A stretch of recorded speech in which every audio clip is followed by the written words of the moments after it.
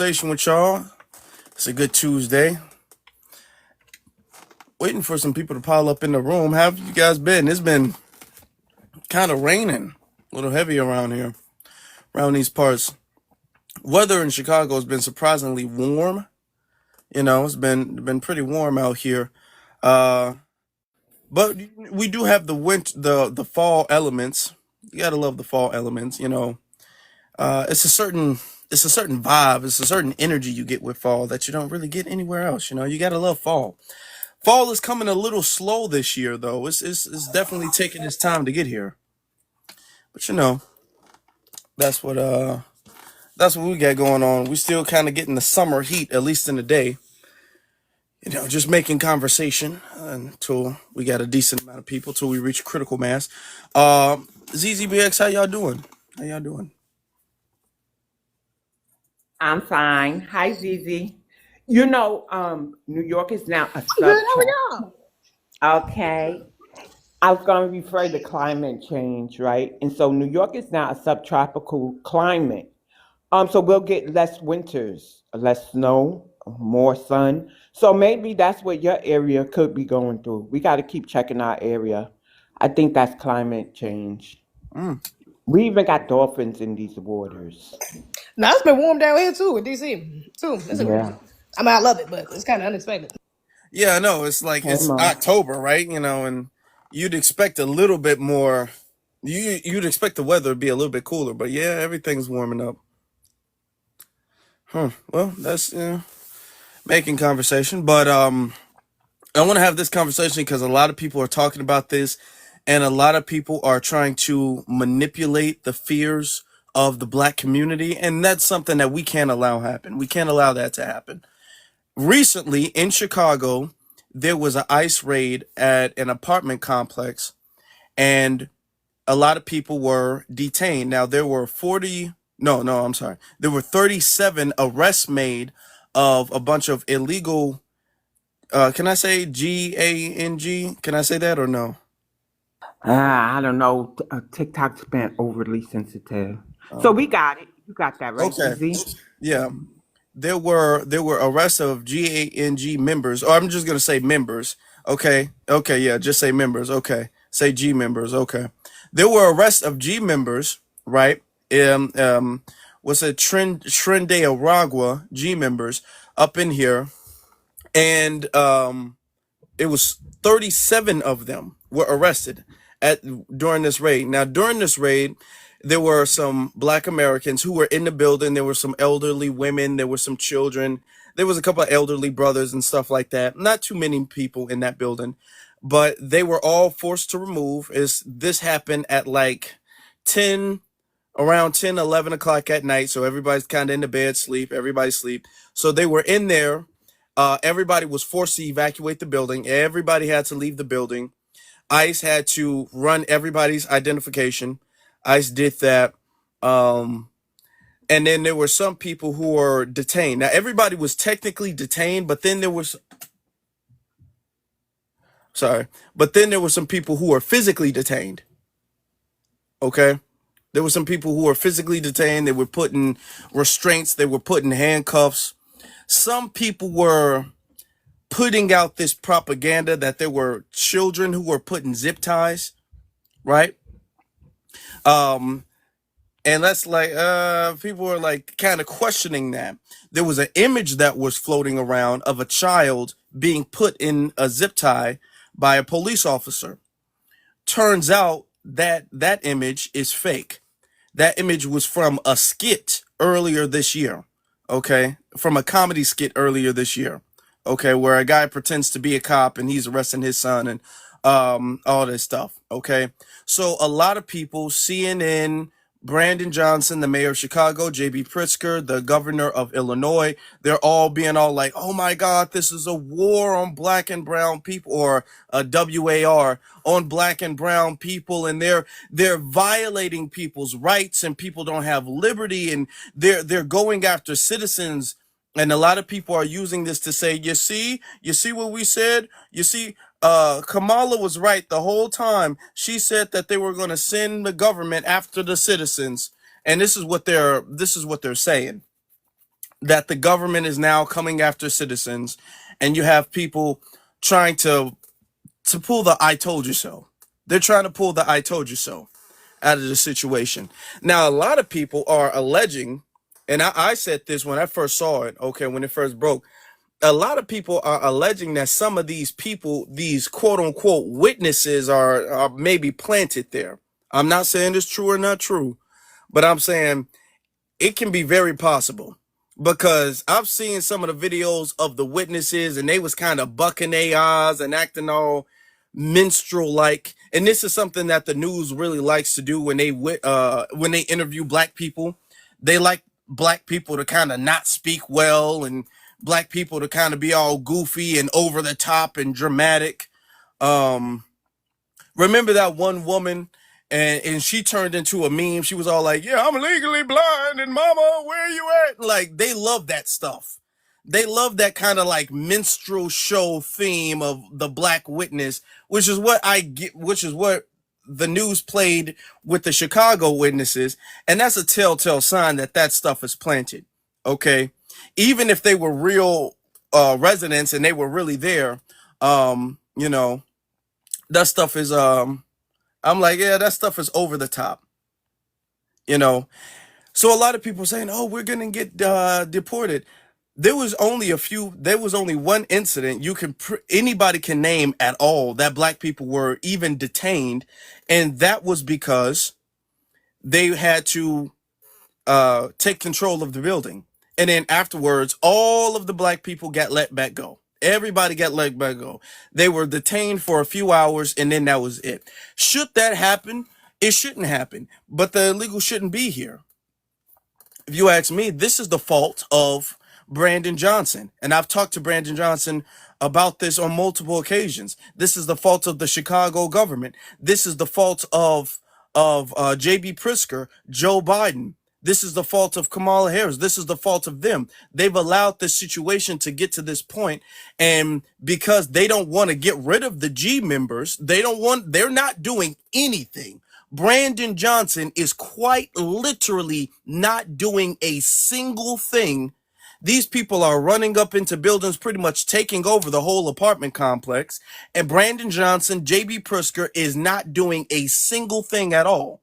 So now when something is done about it, people want to cry like this is a violation of black people's rights. It's not. It's not. As a matter of fact, this is a good thing. This is what needs to happen. We don't need Trinidad Aragua members who are in control of this building like this is New Jack City. What is this? What is this? They're not even supposed to be in the country. Okay, so yeah, they have to go. There has to be order established, especially in the black community, because if you leave them there, the main victims of these G members are going to be other black people. So yeah, I don't want them around no small black children. I don't want them around no elderly black folk. I don't want them around black Americans, period. Okay, we got enough problems. We don't need problems from other nations in the neighborhood. We have enough problems. Okay, so yes, they need to go. And these people are trying to push this narrative because they want black Americans to get emotionally riled up to go out there and protest and fight against ICE and kind of get back onto the Democratic plantation, you know? And that's just, and to be honest, that's not happening. That's not happening. It's not. But we can get the conversation started. If you guys agree or disagree, I've seen some people who disagree in the chat room, where you can come up and we can have a respectful, adult, civilized conversation about it. And you can come up and you can say how you disagree, how I'm wrong, boo up the bam, all that stuff, right? Okay. But let's get stuff started, right? Let's get stuff started. So, ZZ, do you want to say anything before we really open up? I do. I'm bad. I'm sitting on my camera. So if you hear me moving, but yeah, outrage agrees everything in between. I was just talking about this on the live on YouTube, but yeah, I think people are trying to use the scare tactics aren't working. You know, people are fear mongering trying us to get behind the dams and, oh, we told you so, and, oh, we told you you're going to be next, and, well, we've been telling you that we're always first. Okay, so just like they went out there and went after who they went after, yeah, we got held up, and I'm not with that. I don't like that. I don't want no elderly people having to sit outside or children being separated from. I don't, even if it's just for a couple hours, I ain't with that. Okay, I'm not with Black Americans being inconvenienced, even, or be put in situations where there could be a potential threat, because we don't know if these, officers have training, if they race soldiers, if they white supremacists. We don't know. So I don't really trust Black people interacting with the police under any circumstances if it's not necessary. So I'm not feeling that. But ultimately, didn't nobody get deported? Wasn't no Black Americans that got sent off to jail or to another island or to another country, and that's the point. Okay. As foundational Black Americans, we've been having the police run up in our shit. Let's just be real. War on drugs. Hello, war on you know what I mean? Come on. So they done ran up in our houses, apartment complexes, don't matter. They done ran up in all our shit before. This is not a place that we ain't been before. Okay. And that's the difference between us and non-FBAs, because, baby, we've been here. We're prepared. We're ready. We know how to deal with these situations. Our parents have been here. I need you to wait. But our parents have been here. You know what I'm saying? So this is not a new situation for foundational Black Americans to be in. Y'all scared because y'all ain't trying to get up out of here. These people coming for y'all and getting y'all up out of here. They not getting us up out of here because they can't. So yeah, it's different. But I'm not falling for the fear mongering bullshit. I ain't doing it. Of course, yeah. We're not being deported. And I said that now they're trying to move the goalpost. Now they're trying to make it seem like being detained. First off, they said arrested. Nobody was arrested. But now they're trying to make it seem like being detained, which I agree. I don't like this to happen. I wish it didn't have to be this way. I really do. I swear I really do. But to be detained and to be deported are not the same thing. Exactly. It's not the same thing. All right, BX, do you want to or do you have anything you want to add before, and then you can set the quorum? So we wait. Yeah, I don't know if it's me, but people might be a little reluctant to come up and speak for right now. We got a lot of people in here. right. Come So on. when I say that melanated immigrants can harm our community, even if it's 1%, this is a harm, right? Because ICE is looking for them and they're pushed into our areas. They have to come in, and now we're being detained. We have to understand that these things will happen. I argue that stop and frisk has never ended, even if it's off the books. So we could just be walking to the store. I mean, cops have not tried to stop me, but they have this tactic where they'll get out the car real fast to see if you're going to run, and then they'll run after you. So I've had them even do that to me while walking with my child when they were younger. So this is a direct harm from immigration in our areas. So I'm gonna just land it there. So, oh wait, no, I got something else to say. Yeah, so I'm anti-immigrants in our areas at this time. I think that immigrants need to do better, and they need to do it in their homeland. The same opportunities that they come here. There was a panel, and they really minimized what our ancestors went through. And they was like, well, my father migrated here and became an ambassador. Your grandmother was one when she got civil rights, and just really belittling the struggle and stuff that we had on our homeland that afforded their father or whoever to migrate here and be able to take political office or be an ambassador. And for that, I think they need to go home and create their own opportunities. Give us a place to go to. Okay. Besides giving all the white tea people who own them resorts in whatever country or island they're in, they're really doing too much. So this is a harm, y'all. I agree. It is, and this is something that needs to we need to address, and we want this to be done as quick as possible. I don't want the National Guard, and I said this on YouTube. I don't want them in the community, because with higher police presence, it's a stronger likelihood that something would pop off. I think that this is better if the local government and the state government work together so they can get rid of all of the G members, the Trinde Aragra, and all of those people out of the community, so this wouldn't be necessary. Okay. But since they're having this thing of they refuse to cooperate and even get like, they're all like, well, we don't want to deport families. They're not even deporting the dangerous ones. See, that's the problem.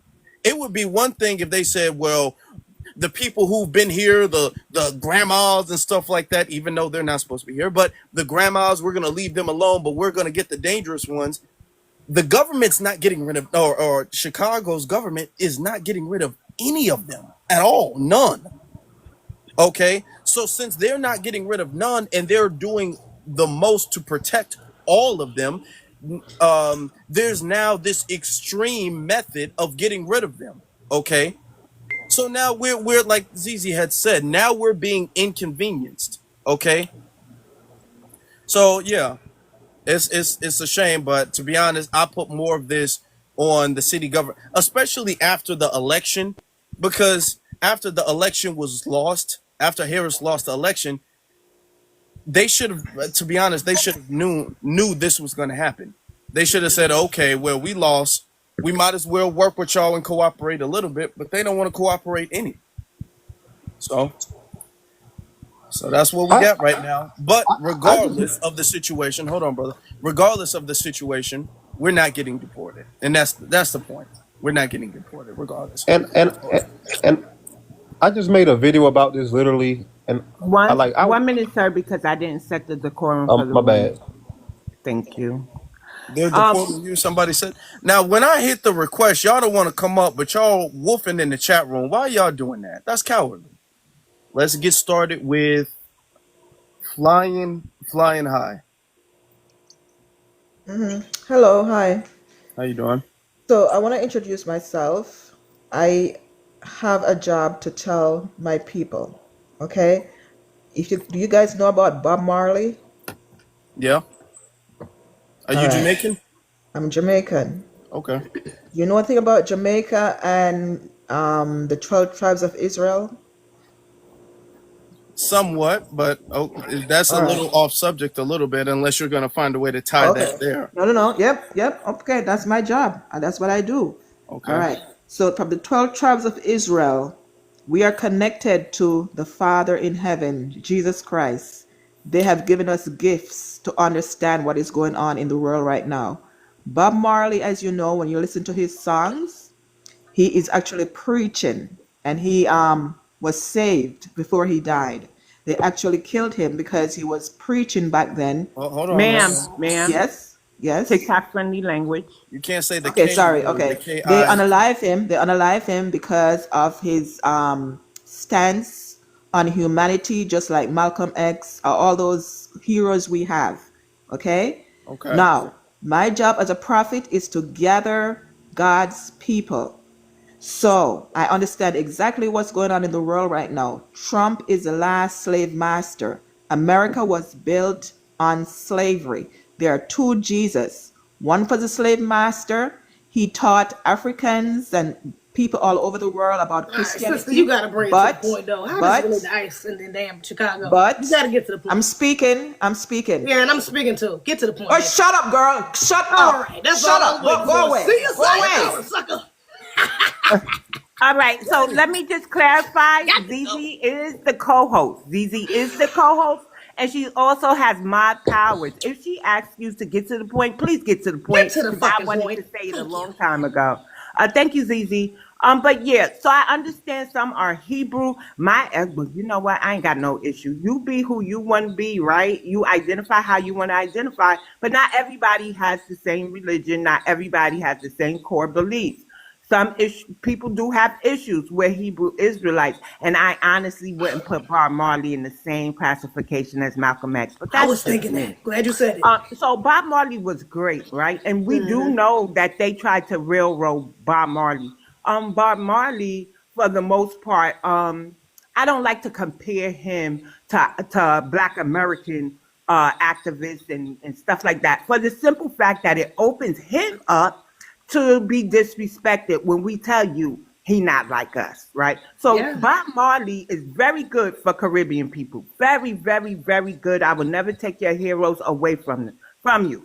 But please don't come up here on the panel and compare him to our people. He's in a lane of his own, and so is ours. Okay, let's stop that. And even though, and no disrespect to Bob Marley, I like Bob Marley. Okay, shout out to Bob Marley. No disrespect, but like ZZ saying, that's not relevant to the conversation we're having at all. Even if you bringing up Malcolm X, Malcolm, what does that have to do with mass deportation? That has nothing to do with the conversation at all. And she was taking forever. She called herself a prophet. I'm a god. Okay, you think very highly of yourself. That's why she had the audacity to tell you to shut up. She thinks she a prophet. She like, don't interrupt the prophecy. Okay. I She guess was you're mad as wrong. shit. No, she said blasphemy. She said bumbleclot. She's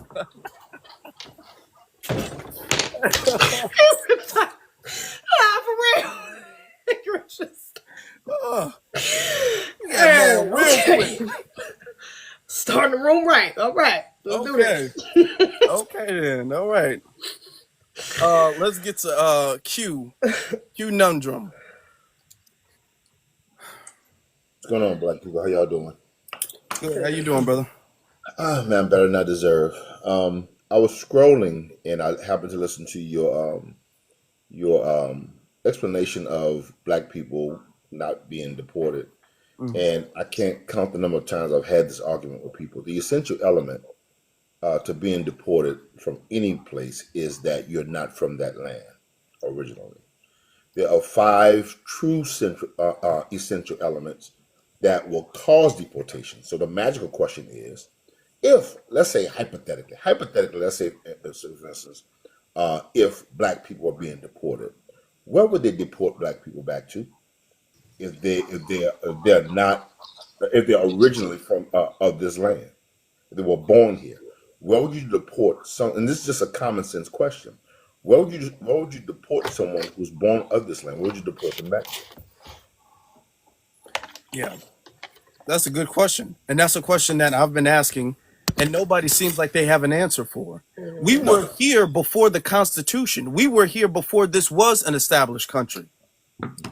So there is no country. We don't have a connection to any other country. Okay, we were here before the country built the country. We're of the country. We're of this land. So what does that mean? We're going to get deported? Like they're going to just spin the wheel or throw a dart at a map and say, okay, well, that's where we're going to send you to. And that hasn't happened. Well, Afro, there is a subsection of people who love to do this activity called pissing on your leg and calling it rain. They have no explanation to what they say. They just want you to believe it because it came from their lips. And then when you don't believe it, and when you question it, you instantaneously be drawn on the other side of the aisle. You instantaneously become the enemy just because you asked the question. I Yeah. land. Yeah. That's why they're in the chat room being all like, you're a MAGA supporter and everything like that. Nobody's doing that. Nobody's supporting MAGA. Do you guys know that there were deportations before Trump was in office? Do you guys know Trump was not the first person to deport people outside of the country? Do you know that? Do you know that there's been other presidents who've done that? They're making it seem like deportations is an unprecedented thing until Trump became president. Now this immigration wave that we have, this is unprecedented, but deportations are not unprecedented. Okay. We've never had a flood of, in a couple years, millions upon millions of people just without any type of vetting process flood into the country. We've never had this in American history before. Okay. But deportations is a thing. So if you say, yeah, I support people who are not permitted to be here being sent back home. Oh, that must make you a MAGA supporter. Really? Why wouldn't that make me an Obama supporter? Obama deported people.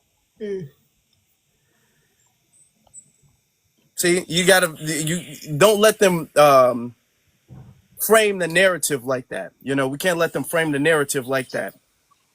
Because we ain't here being no damn MAGA loving Trump supporters. Okay, we for Team Black. That's what we for. You know what? I'm sorry. I got to bring Bob Marley back up.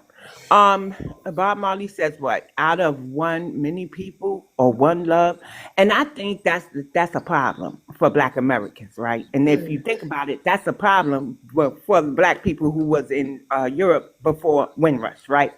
Because that allows that I can migrate over here. We're one people. Y'all got to stop. That's what she was covering. We one people. We should be able to stay. You gonna be next. You got to speak up for us. We're not. We're not. And it's okay to be different. And it's okay, even better, to respect each other's differences and know when you have migrated to some place and have infringed upon the indigenous black people of the land, right? So even those who migrate to Canada, there were black people there that built Canada, right? Some of them came from America, the United States of America. So I just need immigrants to be a little bit more mindful. Sometimes they're the problem, a big part of the problem. And I just had to say that because that Bob Marley bringing them up in this context was crazy Yeah, to it me. was. Yeah. Host, Yeah. That was off. you know what seems to stump people when they get on this conversation about deportation is wrong. People are trying to get a way of life. Barbara Jordan addressed Congress about 25, maybe 30 years ago, and her address was, immigration is not a right, it's a privilege. And the United States reserves that right to tell you if you can and you can't stay here. I agree. I agree. Yeah, they do reserve that right to say that. I But agree. there are people that feel as though that they require an explanation, and Yeah. they require rights to have that explanation supported. That somebody's explaining to them why they have to leave. Yeah. Now, on top of, and I'm gonna say this, and then we're gonna move on to the next speaker because I want to make sure everybody gets a chance to speak. But on top of the fact that they didn't come in the right way, or at least they didn't do what they were supposed to do while they were here, Right. they're acting as if in a whole, well, what about due process? What about due process? You mean people who snuck in with coyotes? You mean people who crawled under barbed wire to get into the country? You're talking about how their rights have been violated because they touch American soil. So now they're entitled to the rights of a citizen. That's literally the narrative that's being framed. We've seen video of people crawling under barbed wire and being snuck in with kite. So much so, you have some videos of them bragging about being deported and then sneaking back in. There's been some videos that's gone viral, millions of views of them being all like, hey, I'm gonna be back next week, and then show them back in America the next week, sneaking back into the country. And we're talking about their right to due process. As if any other country wouldn't, to be honest, you'd be dealt with very violently if you tried to do that in any other country. Yeah. That's a good point. Thank you, brother. Appreciate that. Let's get to Tony. Hey, what's going on? How you doing? So my point is on it is it's like I tell people all the time. Before I changed my life and I was younger, I was a criminal. And I remember the community at that time in the 80s and the 90s, the black community didn't favor criminals. Like every time I can remember going to jail and people clapping around the police cars and lock them up and tough on crime. I find it hard to look at black people marching for people that don't even look like them when they got family that's sitting behind bars that they won't even send $10 to. What's the difference between the guy breaking in the country and the guy who breaks in the house? They're the same person. If I had to do time when I did my crime, which I learned from, there's no way in the world I'm going to be in support of somebody doing something illegal. Because I'm pro-law now. I support the prison systems and all. Because I know with time, a man have enough time to think and reflect upon his life, he can change. Because I was one of those people. But I believe in accountability. If you don't accept accountability, you'll never learn nothing. I look at my people march and fight for these people. Not now in Miami, don't get me wrong, we chill. We happy to see them hitting the construction sites because it's opening opportunities for a lot of young black dudes who are otherwise be out here trying to rob some, sell some dope or something like that. I drive trucks and I can just remember just a year ago going to factories and going to plants and seeing so many of them guys, those illegals everywhere. Now you go and you see a bunch of black and white and legal Latinos working in these plants. So I'm not in favor of that's one of the biggest reasons I'm not in favor, because I don't believe that if I had to accept accountability for the crimes I committed, I believe every man got to accept his accountability. And if you breaking in a country, that's a crime to me.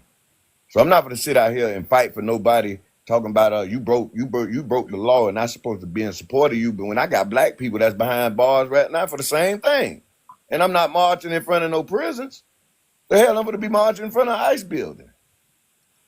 You know, It's sickening that we'll fight for everybody but ourselves.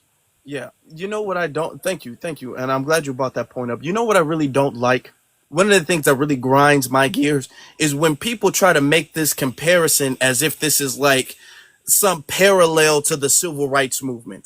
I hate when people do that because during the civil rights movement, we were fighting and advocating for our rights to be treated like citizens in our country because we were supposed to be citizens. We were granted citizenship, but we were treated less than citizens. Okay. So when it comes to segregation, when it comes to voting rights, when it comes to police brutality. So we were saying like, hey, we're citizens of this country, but you're treating us like second class citizens in a country where everybody's supposed to be treated equally. So we were fighting for that right. That was a very patriotic and constitutional thing that we were doing back in the civil rights movement. And it's something we're still doing today. They're fighting for the right to have an exception to the rule. They're not fighting because they have a legitimate claim to the land or the legitimate claim to live in Chicago or New York. They're fighting because, hey, man, I want to be here. So shouldn't y'all make an exception for me because I got a baby? No, they're literally fighting for us, and we're fighting for them to have an exception to the law. We were fighting for the law to treat us fairly, and they're fighting for a pass to break it. That's a totally different thing. Facts. You know what, host? Imagine I stole your money. And now I got caught stealing your money. I promise you I'm going to pay you back. I make a promise, I'm going to pay you back. I will pay you back. But every week you see me going to the casino. Or you see me balling out at the mall. That's how I feel about the country and what they're doing for immigrants when they still have a hell of a bill to pay. Yes, indeed. That's true. While they keep telling us how they can't do anything for us, there hasn't been this much attention on South Shore. South Shore has been needing attention from the government for years. Okay, you got a whole bunch of abandoned lots and broken down apartment complexes and people being gentrified out of their homes, schools not being properly funded. You've had that going on specifically just on the South Side, but specifically South Shore, because that's like a neighborhood in the South Side. You have that going on in the South Side or South Shore rather for over a decade now, with broken promises of, okay, we're going to reinvest there. We're going to fix this up. We're going to fix this up. There's potholes all over the place, trash all over the place. It's bad. Okay. Because it's been neglected and it's been ignored. And now, because immigrants are being deported from South Shore, now everybody wants to pay attention to it. And now everybody sees it as a crisis. When we suffer, people don't see that as a crisis. When they suffer, now people see that as a crisis where everybody in the government needs to put their heads together and find a solution for them. And that, to be honest, that should be disrespectful. We should be offended by that. Yeah. And thank you for that. Let's get to the next speaker. Let's get to Wispy. Hey, How you doing? I'm so glad I joined this live because I've been feeling recently I don't have enough empathy for what's going on with the whole ICE situation. But it's like, how can I feel bad when they have so much anti-blackness rooted in them?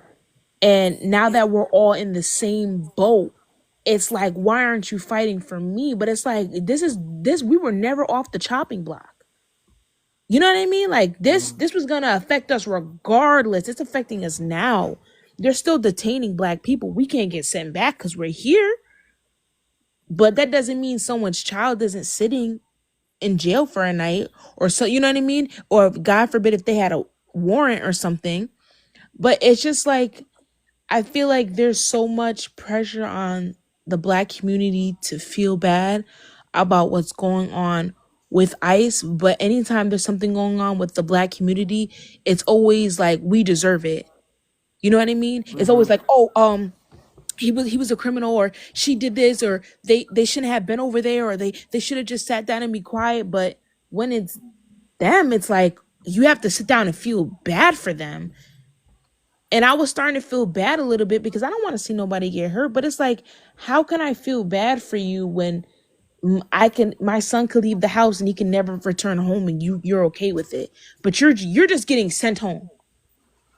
You're just getting sent back to where you are. You got family there, you got a home there. You're getting sent back to where you are.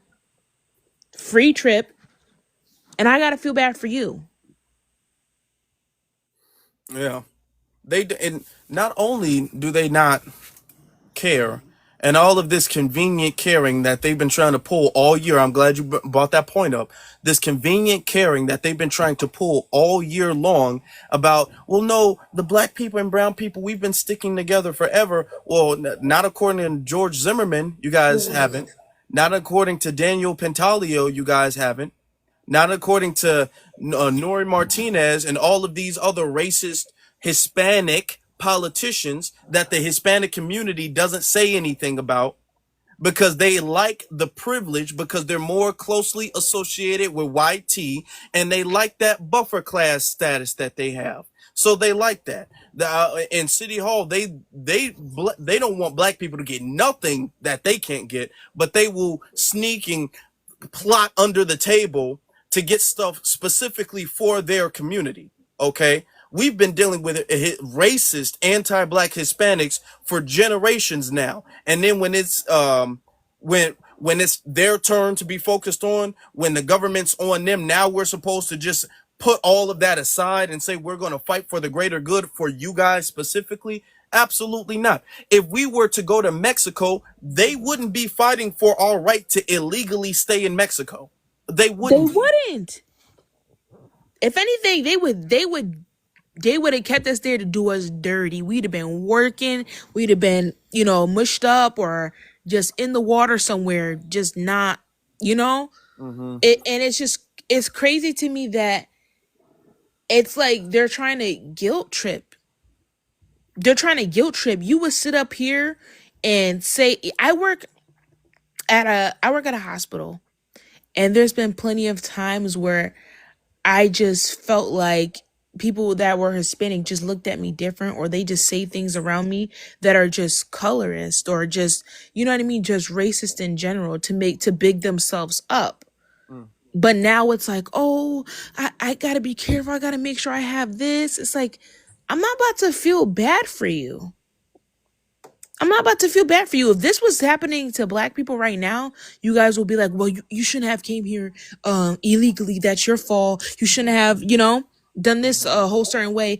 And it also bothers me that they're a victim. Like, they're trying to be the victim. You're not the victim here. You cannot go to court with a warrant. People be like, I'm trying to do it the legal way. You cannot go to court with a warrant and expect to not get arrested. What did you think was going to happen? Showing up to court, you were supposed to be deported 15 years ago, and you show up to court with paperwork, you're going to get arrested. That was common sense right there. Like, you didn't do no Zoom call. You showed up. Where they arrest people, where they send people to jail. Has anyone ever heard of Baji? No. Black Alliance for Just Immigration? Because it's not an American thing, right? Mexicans want you to visit. They want you to spend your money in Mexico, but they don't want you to live there. Black people who are moving to Mexico. What's his Cali Muscle was one of the people that actually exposed it, because he actually moved to Mexico for a little while. But black people catch hell as residents of Mexico. They don't accept a white person. That's why that group Baji exists, Black Alliance for Just Immigration. And they've been fighting discrimination in Mexico for the last 27 years. But these are the people who want to align with. Okay, cool. Yeah. To be honest with you, Mexico low-key got a lot of nerve. I remember when Trump had sold the people to, like, I think it was like Ecuador or something, and everyone was upset, like, how could he do this? How could he just sell a whole bunch of people? Mexico wasn't letting the ICE planes land over there. Why wouldn't you let the planes land? You just left. Someone just did a I'm not gonna say the word, a salute on TV, like in front of everybody, and you gonna leave your people over here with them? You don't care about your people either. I don't want to hear it. I don't want to hear Mexico's president say nothing either. You left your people over here like that to suffer, to get beat up. You don't care about them people either. I don't want to hear it no more. Yeah, that's a good point. That's a good point. They didn't. And then when people are like, well, they're not returning them to the right country. Well, the countries are saying that they're not giving the permission to land. If they're not giving the permission to land, what we supposed to do? Be all like, well, I guess they got to stay. Well, no, you gonna come to the closest place and you gonna walk home or something. Because I put myself in the position, if the country was in this position and I was the president, I'm not even trying to talk about Trump, but if the country was in this position as far as immigration and I was the president, what would I be doing? Man, you gonna take the flight to the closest country home and we gonna drop you off and you gonna figure it out. Okay, here's a water bottle and a granola bar. You gonna take care of what you gotta take care of. That's all I can do for you. But you gotta go.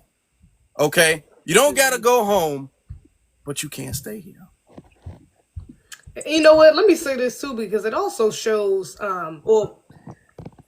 even going back to the child thing, our children don't get nowhere near as much sympathy. So, like she said, if we was over there in that country, we wouldn't be well, they have the children in zip ties, and they, it wouldn't even be the same rhetoric, at least over there. You know what I'm saying? So I'm like, if they adultize our children, they don't have a lot of sympathy for us. They have a lot of anti-black vitriol.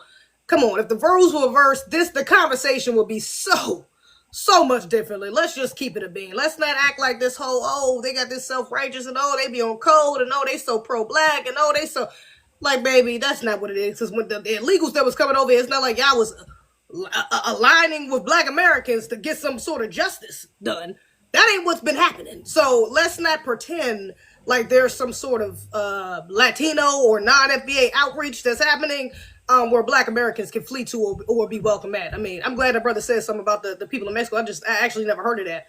But yeah, it just goes to show that it's not the other way. It's only when it's us are they entitled to our spaces, but we are never entitled to theirs. Mm-hmm. Yeah. That's a great point. That's an excellent point.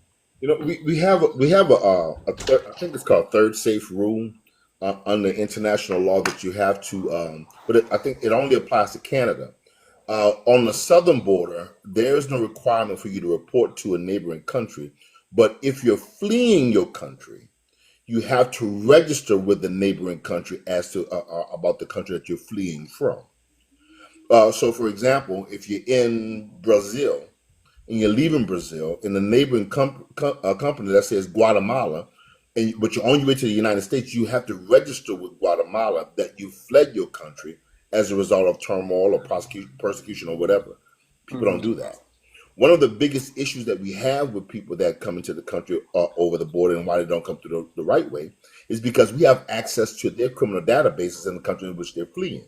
So if someone has been found who's been arrested for a SMEX crime in their home country, the likelihood of them being granted asylum or given citizenship in the United States is slim to none. So they'll choose to avoid coming through the proper way.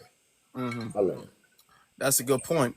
That's a very good point. A lot of these people have records, and people don't want to say that, but they do. It's a lot of dangerous folk out here, and this in our neighborhoods, and the government's not doing anything, or until now, okay, as far as the city and state government, they're not doing anything to vet these people. They're letting these people live in the same, not even the same neighborhoods, the same apartment complexes as children. You have dozens of G members, Trinde Aragua members in the apartment complexes with babies, with citizens, and you're not doing anything, and you're getting mad at the people for ICE for deporting them. Are you serious? That's how they are. That's how they act. Let's get you H. Revels. Oh yeah, hello. I was just gonna. Yeah, can you hear me? Oh, sorry. Yeah, we can hear you. Yeah, can you hear me? Yeah. So, by the way, I don't know if you remember. I just got a new screen, another screen name. I'm still the same guy, Tango 555. but I just changed my screen, that's all. Oh, okay. How you doing, brother? No, no, right. I talked to you before. I'm the guy that saw you at the. Well, I saw you at the rally. I met Afro Elite. But so check it out. So I know you guys were already talking about the other stuff, but I wanted to hit on the actual raid that took place the other day, or over the weekend, or wherever that took place. Is Okay. that it was very so when I'm looking at it, it was very sloppy execution. They could have done that so much better because here's what happened: they got black people caught up in this nonsense, right? And not only black people, but the kids too, right? So you had the adults and the kids, and none of that was necessary. They did it in the middle of the night. You know, people were asleep; they're not alert. Kids were rustled up, and they rounded up the kids, zip tied, and did a whole bunch of stuff wrong. That actually could have been a daytime operation, right? So and remember, most of the kids are in school now, so that they could have took most of those kids out of that equation, right? If not all of them, but most of those kids, and then they could have actually went to the actual apartments or the areas, the known areas where those members, so where the people from Trinidad were actually were placing themselves. The thing is that you got Chicago that's already having issues and problems, and then allegedly they were set up inside that building. So now you got resource deprivation, already crime and other stuff going on, and they added to the problem. And so one of the issues I have with it is that all of that extra crime gets dumped on who? Black people, right? See, when they start talking about, because they're not really mentioning when you see the reports on this, there's not a whole lot of separation here. Yeah, they said they pulled some of the people out that were not supposed to be there, and that's fine. But the way they did it, they actually put citizens in harm's way when they could have done it so much better. That's kind of the point I wanted to make, because this doing a nighttime raid and then pulling people out in the middle of the night and riling the kids up and the tear gas and the helicopters and all that other stuff, that could have been a daytime operation, and that would have been so much smoother. All you got to do is just basically cut off all the entrance and exit points and make sure nobody can get in or out, and then just go through and just clear it. That's literally all they had to do. So it was very sloppy from the beginning. And Okay. I'm sorry. Go ahead. Yeah, that's I'm not exactly sure about the strategy and everything like that. If I'm not mistaken, though, and we're just having a conversation, I'm not sitting up here saying you're wrong or whatever the case is. But a lot of raids happen at night anyway. Right. And I think that they do that. I think they do a lot of raids at night in particular so they can catch people off guard. Because if they do it in the daytime, you know what I'm saying? First off, there's no guarantee those people are probably going to not be in the building. So you're probably going to get half of the people that you would have caught at night, I'm not saying that there weren't people in harm's way, but there weren't really no injuries or fatalities or anything like that to speak of. And you want to catch people off guard. If you go in at 3:00 in the day, you're not really you're not like catching nobody off guard or whatever the case is. So maybe you can look at it from different perspectives, I guess. Well, I know a lot of raids happen at night anyway. yeah, but you see how it played out though, because I have a question for you, a Reverend. lot of bystanders got caught up in it. See, when you're also doing that, you want to limit collateral damage. And the thing is that okay, we're talking about at night, a night operation where say weapons would have been pulled out, then it could have went really bad. Reverend, I got a question for you, sir. Okay, hold on. I got to get somebody off the screen because I got to put some more people on there. So let me get Tony. I'm gonna drop you down for a second, and then I'll let you come back up. But go ahead. Yeah, so Well, I get the elements. BX or who's the- ZZ, if y'all want to jump in this. Yeah. We're having a Now, respectful, I mature. was actually about to kind of agree with Brad too. I'm glad you said that most raids do happen at night. I mean, Right. it's kind of. I mean, it makes sense. You're right. So actually, it does. But I do see what he's saying, where they could have still been a little more mindful. They could have, which is true. So I get it. I do I get get it. that point. I do get that because I don't want black people in harm's way, possibly in the Exactly. crossfires. So I get that point. I do. Mr. Reverend, we got a question for you. Who was the lead agency on that raid? Do you know? Well, it was going to be ICE. No, it wasn't. ICE, and maybe they had some wasn't. additional support. It wasn't ICE. The DEA was the lead agency. The initial investigation was because of shrugs and weapons, right? Once it was determined that that the people that were actually dealing these shrugs were more than likely people from another country here illegally, they included ICE. ICE wasn't the lead agency, sir. Oh, okay. All right. Well, still, even with all of that, it's just that okay. So if there was a real investigation and they kind of knew where everybody were located, then why are you pulling out? See, I just have a problem with all of that because say you're in that apartment complex, and then things go wrong. Next thing you know, there's bodies Yeah, everywhere. that's just a matter of law enforcement, sir. Very rarely have I seen raids conduct, and the only time it ever happens is if there's been an arrest the night before, Yeah. and they have intelligence on doing the raid in the middle of the day. But normally raids are done in the wee hours of the night. Yeah, Okay. That's fine, but see how many people that got caught up, and then the other thing too is you have people on mainstream media downplaying. Oh, they were just detained. Well, no. Wait, I would like they were to just chime in on no, this well, topic when to I be get an honest, hold on, opportunity. brother. The mainstream media is embellishing and bigging the story up. The mainstream Yeah. media is making it seem like these people were sent to prison. Yeah. Or to an island somewhere. Well, They had, They were they just had detained. bookings. That's what happened. I would like to interject something. I came out of my house. I was standing on my stoop, right? I live in New York City. I saw the SWAT team walking out. Broad daylight. They asked me, where you live? Which store you live at? So my whole point, and this was broad daylight, right? Because I like to go outside, sit on the front porch, and drink my coffee. My point is, no matter day or night, if somebody's going to get caught up, they're going to get caught up. I could have been caught up. You did it? Just standing there minding my business. When law enforcement is involved, it doesn't matter if it's day or night. An innocent bystander may get swept up. Why? Because they're in a place where they have to go get whoever the alleged criminal is. Does that make sense? Yeah, I guess. Want to add to that when I get a chance to this particular topic before Okay. Yeah, it's before over. we move on, I think this is an interest, and I appreciate everybody's patience. But yeah, Lips and Froze, you can add on to it. Okay, so I had a cousin back in the 80s. I was very young, and out here in California on the West Coast, and her boyfriend was, the boyfriend that kind of fits the paid in full aesthetic. For those that watch the movie Paid in Full, y'all know who I'm talking to. Y'all know what I'm talking about. Hmm. And I spent the summer with her. What I realized in the area that she was in that particular time period, raids in the evenings, late at night was a thing. And there was a song that went with that called The Battle Ram. And it was something like, You Can't Stop It, Baby, The Battle Ram. And the thing was, they would come at night because that's when the nefarious activities took place at night.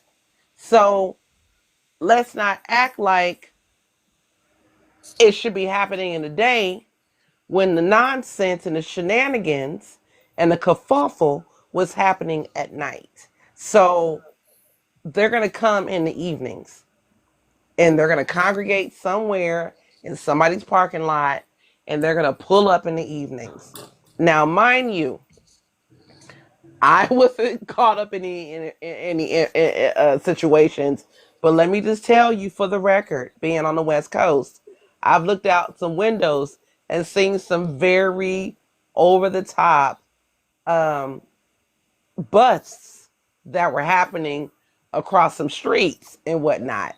And I told my mom, I was like, yeah, nah, me going to my cousin's house in the summertime, I don't want to be there because when I realized her boyfriend was a part of that back then, I was terrified.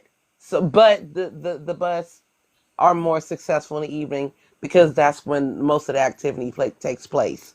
That's just my 2 cents. I mean, Okay. I'm gonna let you get your final word out. Then we're gonna move on to the other speakers because I want to respect their time. Yeah, no problem. It just seems like they did this one really wrong. It's just even night, day, whatever. The thing is that this particular raid, that it was poor execution all the way around because there's supposed to be enough intelligence to actually pinpoint your targets. versus randomly pulling people out and zip tying children and traumatizing everybody and throwing I them don't in. think it Children was were not zip random. tied, I sir. think they got everybody out of there for the sake of safety. They got everybody out there. They said, let me just grab everybody and we'll figure it out at the end Mm-hmm. for the sake of safety. And I think that's exactly what they did. Yeah. I don't believe that it was I don't think it was wrong in my personal opinion. I think they said we don't know who's who. And let's keep in mind, we don't know if the people were the ones that didn't have anything to do with the nefarious energy that was happening in that apartment building was being held captive by the people who had the nefarious energy. They might have been rescuing somebody unpronounced or unbeknown to them that was going through something because they couldn't say anything and they were too terrified to say anything. So to get everyone out was the best thing to do. And that's just my opinion, and I'll Yeah, mute. I want to move to other people, but I just want to harp on that. I can't think of a single like raid police do where they leave anybody in the building. At least initially, everybody has to leave the building when the police do a raid. If there was a bank robbery, they're not just gonna go in and get the robbers and leave everybody else. No, everybody got to come out the building. They're gonna question everybody, and then once they figure out what they need to figure out, then they're gonna, I guess, let certain people go and get who they need to get. But yeah, everybody got to come out the building. A successful raid is a raid that happens, nobody gets hurt, and they're able to acquire what they came in there to get. Now, whether or not you feel as though it was done right or wrong, or they didn't speak to me the right way, didn't give me any IC, that's not the elements of what we classify it as a Agree to good, disagree, period. yeah, a good Next raid. topic, moving on. Let's get to who is next. Dayan, you get to go ahead, and then we're gonna get you Israeli. Okay, I just a few things. When affirmative action was struck down, and the people that fought for it were the actual immigrants that were benefited from it, and it wasn't black people even then. I mean, initially we benefited, but for the long term, there were Asians. So I just want to point out that it You're was Asians breaking up. at that point. Once they You struck were that breaking up a down, little bit. hold on, let me. Can you hear me better now? Yeah, yeah. You were breaking up a little bit.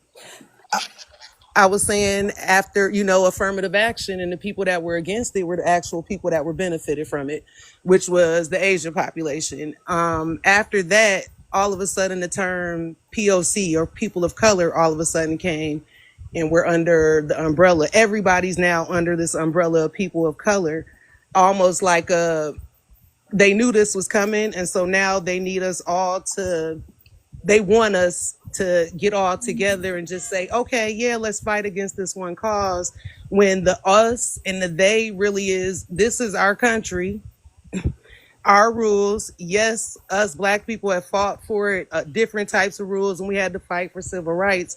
But at the end of the day, we're fighting for our own legacy, our grandkids, our children, and all of that. So it's not, it looks like we're going after just Latinos, but when you do the numbers, it's majority of Latinos. However, I've seen when the people look like us, like from Haiti, they get over here in a boat, whatever. Our Coast Guard, even under Biden, Kamala, and them, they were kicking that boat back. The Coast Guard sends that boat back. So I'm more like send everybody back. Like this one guy said, I don't remember his name, but to paraphrase, he said, when a faucet or you got a pipe that's leaky, you don't keep patching up the pipe and letting the water run. You turn off the faucet and then you fix the pipe. And I think that's what the problem is. We can't just keep on letting everybody in. Ain't no rules, no laws. Then what are they there for? Mm-hmm. Everybody can just come in. Let's do what we doing. But I don't like the POC term that's now used to kind of blanket us all together. Is that's like, oh, all of us, we're all one together. It wasn't like that a few years ago. And I'm saying the last 5 years or so, they started using that POC term in the media, and everything is pushed heavily. I'm And gonna I don't like piggyback it. off of you when you finish. I'm sorry, go ahead. Okay, I want to piggyback kind of off of what you said. I want to show our people, foundational Black Americans, or and I don't know what you identify as, but are you on Afro Elite's YouTube channel too? I'm a black lady. I might be. If not, I'm on here now, but No, I'm I mean black. his YouTube channel because your profile picture looked familiar. So when his YouTube followers come over here, I just like to make the distinction that you are following both platforms. But anyway, your profile picture looks familiar. But I want to say what's so diabolical, right? After they whooped the Haitian at the border and Black Americans was all up in a tizzy, right? And we do know that they restrict, they have different guidelines for Black people, Black immigrants, as opposed to the other immigrants. Yvette Clark, she was able to secure the TPS for them, and ain't nobody secured a protective order for Black Americans. The people of color term, I believe it has been in existence longer than 5 years. But Black Americans always give pushback on that. So I'm sort of sampling what you're saying about the people of color. They use that to tether on the others to the bills that we have. So it's important to make the distinction that we are not people of Exactly. color. We are Black Americans, especially when they're doing bills and we get to give pushback on the bills and they say Black people and marginalized groups, Black people and people of color. We have to Exactly. be mindful of those things. Like Yeah. in Illinois, like who are our politicians pandering to? Because if these people are here illegal, you can't get their vote. They can't vote for you. So why is this big push when the people in your actual community, like the black schools that were closed, they got open so quick and with so much money, but they told that community, oh, those communities, not that community, those communities that they didn't have money, the schools had to get shut down. But then the next year or two, they were reopened 24 hours for housing and things like that. So some of us see it we're Wait, affected a totally different you're way. from And you're from Chicago? yeah, Oh, okay. I was all like, damn, she know a lot about that situation. Yeah, yeah, isn't that crazy? Isn't that crazy how they did that?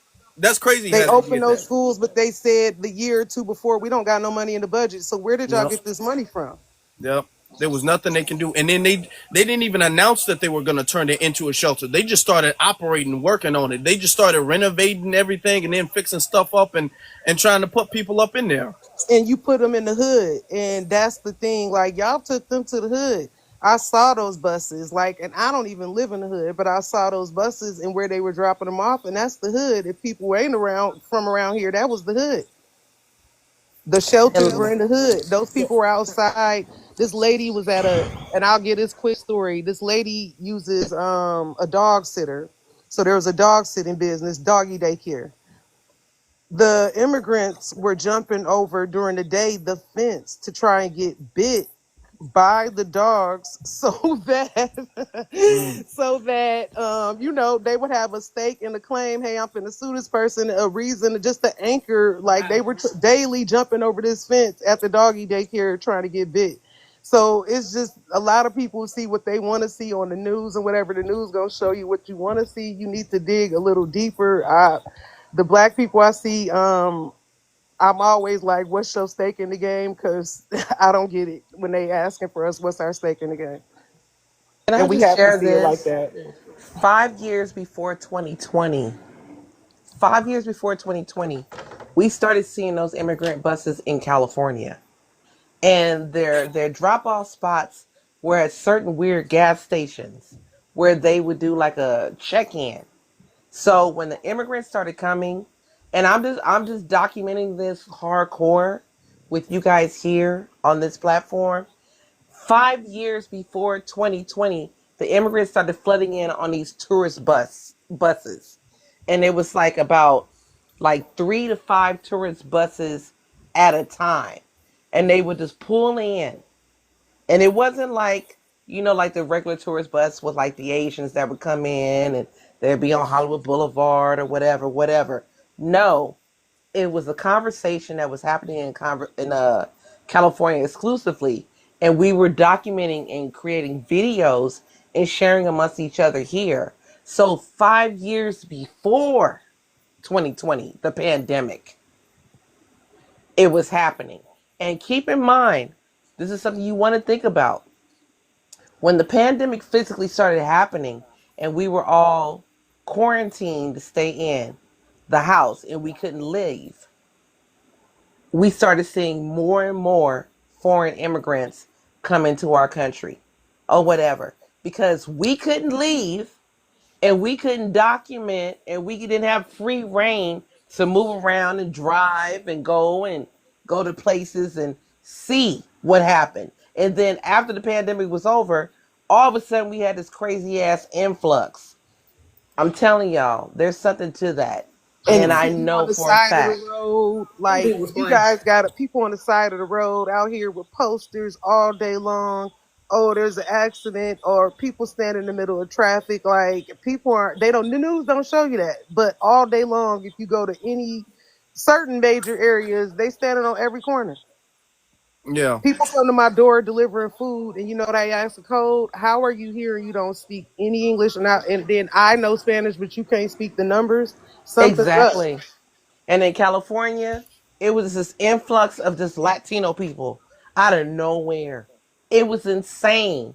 And that's the reason why I said they had us planted in place because if we couldn't leave the house, and in California, quarantine was extremely strict. You couldn't even have more than 4 people in your house. If you had 4 people in your house at one time, 5 or 6 or more, that was $1,000 fine in Los Angeles County, in LA specifically, or whatever. And the crazy thing, and I don't know if that was anywhere else, but what I'm telling y'all, that's when they flooded our country. That 2020 is when we got flooded because it was 5 years before 2020, and then when 2020 happened and we were stationed in place, that's when the shenanigans just got really ridiculous. Food for thought. Y'all roll I y'all believe mental Rolodex around and see if I'm not lying. I believe it. For sure. These people, until they be 5, 10, 20 steps ahead, them people knew what they was doing. Even if it was the right or the left that was in control at the time, they worked together. So I'm not surprised. That was very much until they cause a problem just to fake solve it. Okay. But let me touch on, I did want to touch on what the sister said, the POC thing. Absolutely. POC is not the only term, it's a couple of them. Even that whole black and brown thing.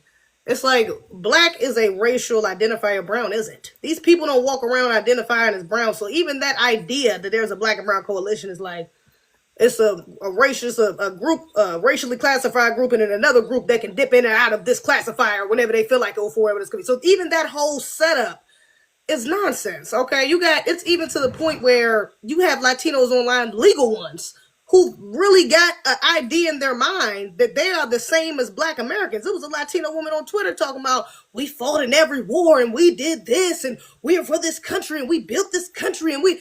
I mean, she literally sounded like she was listening to one of our lives, a foundational Black America live, copied the talking points, made it Latino, and then just said it. So these people there's a level of entitlement that comes with trying to create this false identity, this flat blackness, which ain't really even blackness because they don't identify as black, but this flat minority identifier that's supposed to be like, oh yeah, well you're all being affected, well you're all going, and that's not what's happening. That's not what's ever been happening. Then people separate themselves. They know who they are and they know who we are, and they know exactly what their intentions are here by trying to low-key erase and push us out or push us to the side and replace. That's really what's happening. For you to get up here and say something as entitled as that we didn't fought it. I mean, a blatant lie that Puerto Ricans fought it every day. I mean, it's just so the fact that they could get up there and get the goal to say this type of shit. I mean, it just shows the problematic, like that we've enabled these people to think that they're really, not us, but the white tees, the purposes that allowed them, and they really allowed these people to think that they didn't got too damn comfortable. It's insane. So.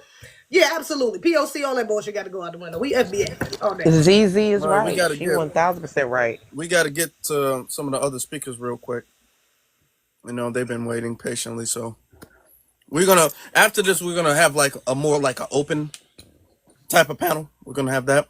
Shout out to everybody in the chat room. Thank you guys so much. I don't want to make it seem like I'm ignoring y'all, but I don't want to throw the speakers off. So shout out to y'all in the chat room. If y'all can do me a favor and tap the screen. Greatly appreciate that. Thank you. Okay, let's get to chemo, and then we'll get to my brother delineationist. Okay. Hello. My name is Chemo. I'm Black American. I'm from Los Angeles, California, the South Central area, and you guys probably seen how they've been doing us in California, especially LA. I agree with the prompt. We are not immigrants. We're literally foundational to this country. We've been a lot of us. I'm a I'm gonna be impartial and say some of us has been in the Americas or the United States era prior to the United States even founding. The 14th Amendment, I think it was the 13th and 14th, maybe 15th. I could be wrong. Somebody correct me on that. But those amendments were specifically for us. It was the 13th, 14th, and 15th, right? Okay. Yeah, but so from those we cannot be deported because we're we're American citizens and we don't have a country to be deported to. You can't just say Africa because Africa is a continent with over 50 different countries, various cultures, various beliefs, and everything. It's not just one landmass. There are countries that are also constantly feuding with each other. Now, as I get to Los Angeles, yeah, California's. A lot of people say California is a failed state because we've been hit with so much immigration. Black Americans are getting sidelined in jobs. You probably already know how Black Americans are literally being pushed out of their homes, firebombed, and a lot of them left because of it. Like one of the ways is with hiring. Hiring is intentional. A lot of times, Black Americans will just not get hired. But Thank you. but You're yeah, very correct. I know. Don't be nervous or nothing, but you're very correct with that. To say something's has failed, some people can be a little bit over the top or dramatic. With that, there's always hope. We always got to keep hope alive, brother. But I get what you're saying. Um, they've pretty much purged and eliminated black success in California. You know what I'm saying? They've put such a stipend on black success in California, and California has become such a economic floor for immigrants now. You know what I'm saying? Where immigrants get to go there. There's so many different rights and so many different advantages and things of the sort. Okay, to the degree where there was a sheriff there who said that they wouldn't what's that thing tow they wouldn't impound a car if the car was owned by somebody who was an undocumented citizen because that would create a hardship for them. So they're legally not pulling them over and towing their vehicles because they don't have the paperwork to get their vehicle back. Now, black people, we don't have that privilege anywhere in this nation where the police are going to say, well, it's too difficult for you guys to get your vehicle back, so we're going to leave you alone. Black people are the most harassed people everywhere in this nation by the police. There's not a single state in this country, not a single city in this country, where the number one people who are being harassed and targeted by the police are black. The only time you can name somebody who's not being targeted who's black is if black people just don't live there. Exactly. Black people literally have to not live there in order for the police to focus on somebody else. Mm-hmm. So Chemo, yeah. I'm sorry, but And I have was you guys reading seen? the Oh, I'm comments. sorry. It's okay. And the comments said they hear a little accent, I right? thought I did So too. Did he say where he was from? he said No, he's Black no. American from Los Angeles. Yeah, I'm from South Central. My family. You sound like you're part of the Latino community. You have any Latino people in your family, sir? No, I could turn my camera on. Yeah, but that won't tell us your ethnicity. It's Yeah, gonna that go. won't change anything. You But you can't No, you can't guys, mask your have you lineage seen that in map? the picture. That speaks to what I was gonna say. Have you seen that map of where black people in the country actually live? And California, believe it or not, doesn't have that high of a population of black people. He would probably sound more Latino Oh based on wow. just the demographics of that area. Not being funny or anything, but if you ever look at that map No, that no, recently no, came no. out, I will beg the differences because this is the thing. When we from the West, and when we born and raised in Cali, we sound like we born and raised in Cali. Ain't no black person getting ready to take on no Latin accents. it's not And no, no, no. accent, it's some of And the I'm just hold being on. I'm just being honest I'm with you. sorry. I didn't mean to I'm accent. being I'm not no, saying that. Just the I'm just being honest words. with you and being genuine with you. My thing is this: when we from the West and we from Cali, we sound like we from Cali. We either sound like we from the Bay or we sound like we from LA. My thing and everything up and down that coast, we sound like us. We don't sound like Latino people by no means of the imagination, unless there is Latino mixed in with I the take it lineage. back now. Hold on. I do Again, not it's need a to cut lot of you off. Latinos. Most black Okay, people there's no. are from We Let don't him need to answer. argue. Let him We don't need answer. guys. There's other people who need to speak. We don't need to argue about that. Okay. No, Right. I would like to clear this up. No, I'm not Latino. I'm full Black American. I'm Okay. Black American. All right. Well, we're gonna move on. Thank you. Thank you, though. Yeah, we're gonna move on though. But okay, let's get to my brother delineationist. Thank you for allowing me to speak. What's up, BX? What up, Sister ZZ? What up to you, Afro Wait Go till the Wilson? listener. ICE is not deporting Black Americans. My talking point. I'm gonna have to do a song for this go around. Stay away from those tethers. Stay away from them tethers. Stay away from the ones that are dealing, that are hurting, killing, and stealing. Stay away from them tethers. The reason why I'm saying that like that is because we're raised that if somebody's doing bad and doing wrong, we're not supposed to associate with them because it's a prone as being Black American people that we could be locked up along or even get put into that basket of us doing a crime. They normally did that against our people when they used to do gang injunctions, when they used to have the jump out boys, when they used to do stop and frisk, depending on which coast you on, or even if you in the Midwest. We know about this. So I'm looking at the Black American people in Chicago. Why are y'all hanging around these type of individuals, knowing that the police is after them, knowing that the authorities is doing a stop and frisk moment? So that's my question to any Black Chicagoan, and don't use the excuse that you live right next door to them because you avoid any other Black person who you don't like that might have a little criminal past.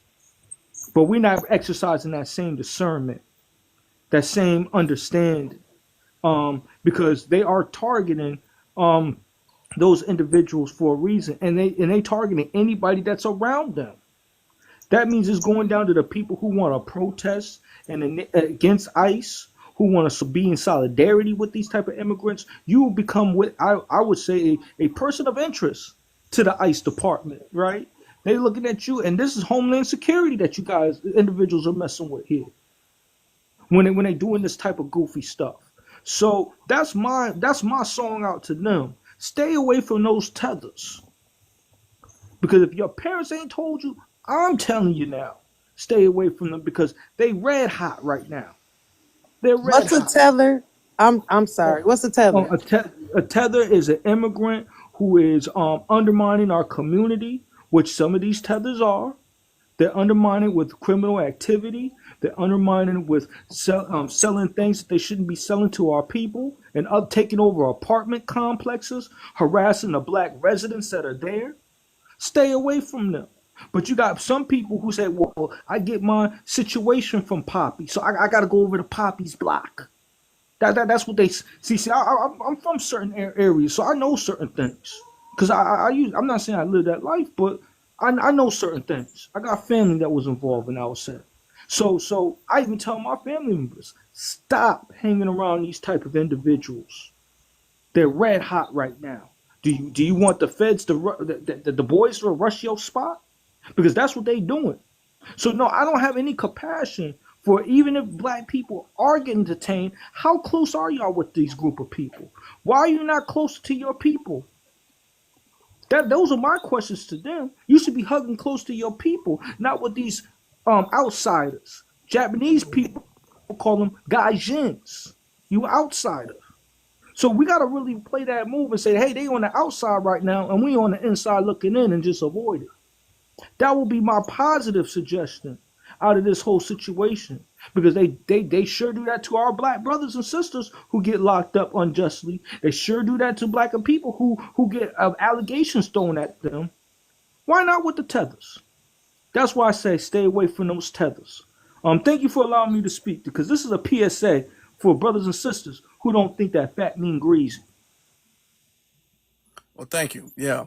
Some people, and I've said this before, and I'll say this again, as far as protesting for their cause, it's not a just cause. And I know you want to feel black America. We always want to feel just in fighting for some cause of something.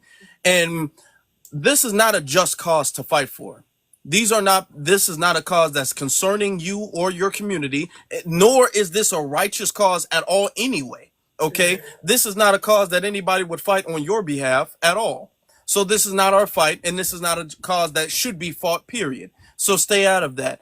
As far as people who are unfortunately put in a situation where they've been infested, where you've had illegals coming in like that building and infesting their community or whatever the case is, I would say to try your best to stay out of harm's way to the best of your ability. You know what I'm saying? If they're in your apartment complex or whatever the case is, just try to make sure that you stay out of harm's way. Don't try to be in ISIS's way when they're trying to get in the way. You don't want to be caught in the mix or the crossfire of anything. So you want to stay out the way. You know, you got to stay out the way. So thank you for that. Let's get to Nelly. Can I get two more things before I hang up? I've got one more couple of points, and I'll mute up. My bad. Okay. But the other thing is, we need to identify these tethers or these people that are in those apartment complexes, so they know directly what door they need to knock on. I don't care if you got to put an eye on it. I don't care if you need to put a bumper sticker on it. But say, hey, these are the sticker homes that you need to go visit, because there's some shady individuals. Y'all need to say something and see something and say something. This is if y'all snitching on everything else, right? Snitching on black folks and turning them into the boys and all that. This is a good opportunity to at least turn them in, and hey, you might end up getting a reward for it. You might get a couple of bands off of it now, from courtesy of ICE. So those are just some things that we need to honestly think about as a people.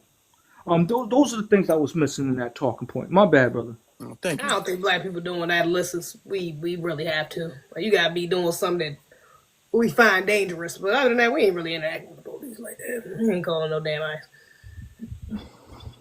I just wanted, the original reason why I came up here was to respond to something that I heard Delineation mention about black people not hanging around them, specifically in Chicago, and I think you touched on it, Afro Elite. One moment. This Can we have particular, your ethnic group?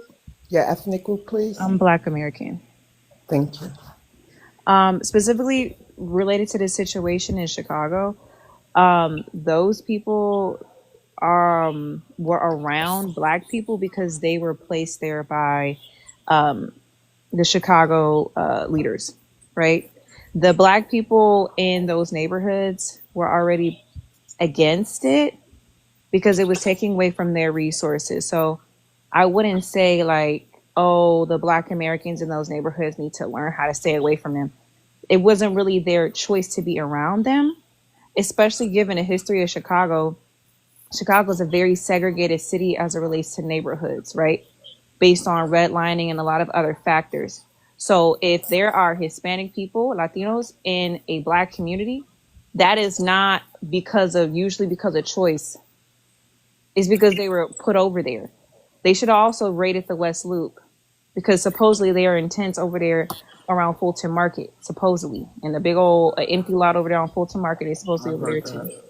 They should have been raiding the West Loop if it was really about, coming after people that weren't supposed to be there. So I just wanted to come up and comment that because especially in Chicago, of all places, when it comes to neighborhoods, folks aren't just hanging around with people just because.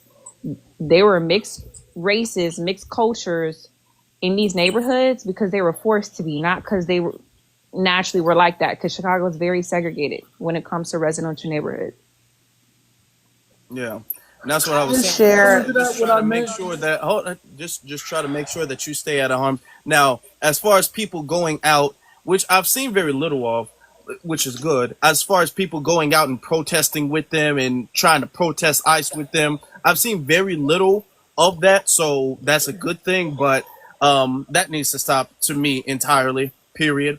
Um, in the apartment complex, though, when you take, there were people who are already living in that building before the Trinidad Aragua came up in there. So they just came up in there and just kind of took control of the building, you know.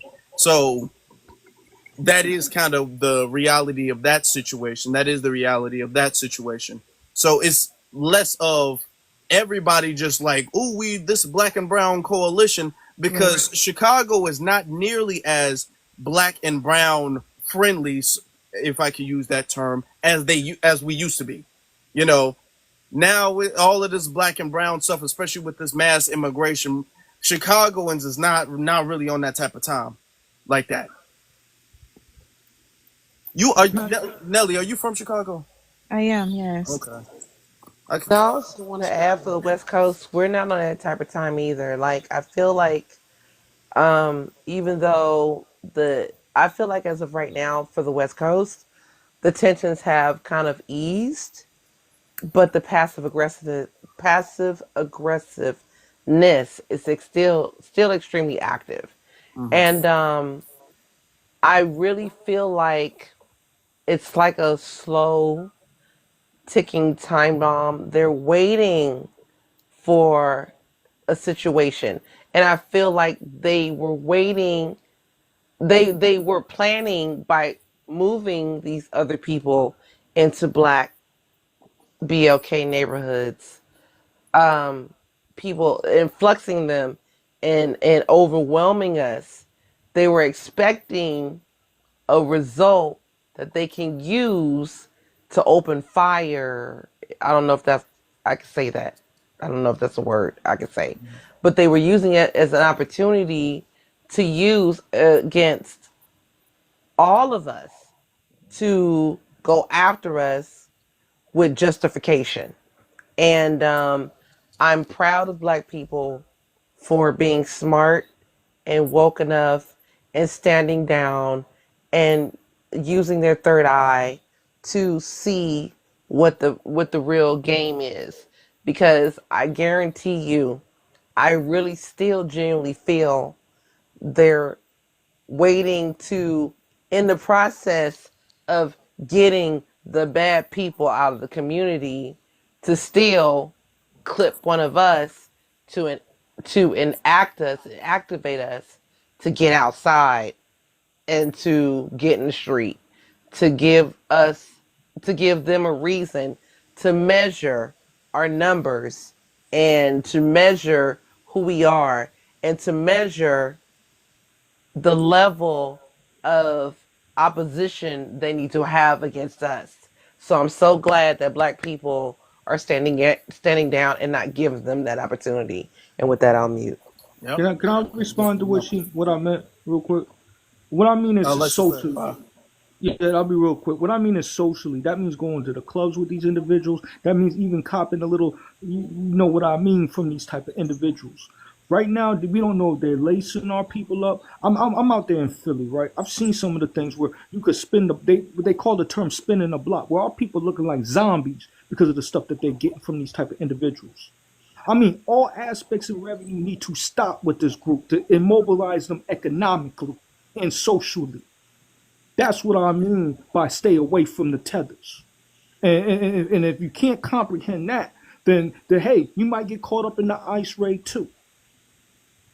Because the government's telling you specifically stay away from these individuals because they view them as criminals and they view them as people that are shady. And I'll go one step further. They're looking at, Trump has even said that these individuals are a threat to the United States. So I'm telling my people to stay away from these type of individuals. Like your mother and father would have told you to stay away from them other individuals that are bad on the street. That's the type of time I'm talking about. I get what you're saying, and I get what she's saying. I think that what she was just saying, she was just adding. Yeah, she was. Yeah, she was. Who is speaking right now? Everybody. Hold on. Who is speaking? Can you guys hear me? Nelly, I Who is think. speaking right now? I think that was Nelly. Yeah. But go ahead. Everybody was muted to me. I couldn't see anybody speaking. I didn't know who was Oh, who's speaking. that Dynasty? Actually, damn, hold up. What's that Yeah, right when there? she My bad. came Who? up, she was making Okay, them. because okay, everybody, hold on. Everybody, mute up because there's like a little technical issue going on right now. Whoever was speaking, can you announce yourself? I don't know who was speaking.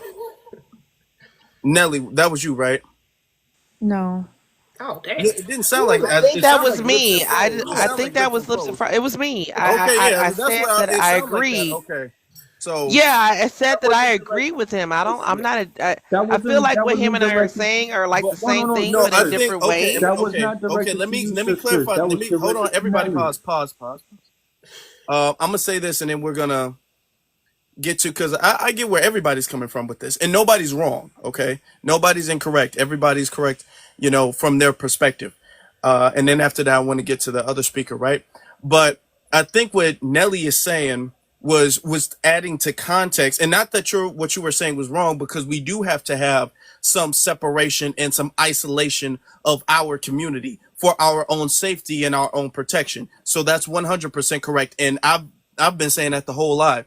I think what she was adding to the context of is that she doesn't want it to become a situation where the black residents are now being blamed for being detained or in the way when literally they don't have a choice to be in the same community. So she just doesn't want the narrative to be where if a black person, a black American was detained, period, that's because they were buddy buddy with a bunch of tethers or a bunch of illegals. So she just wanted to have more context on the narrative. But I get what you're saying and I get what she's saying.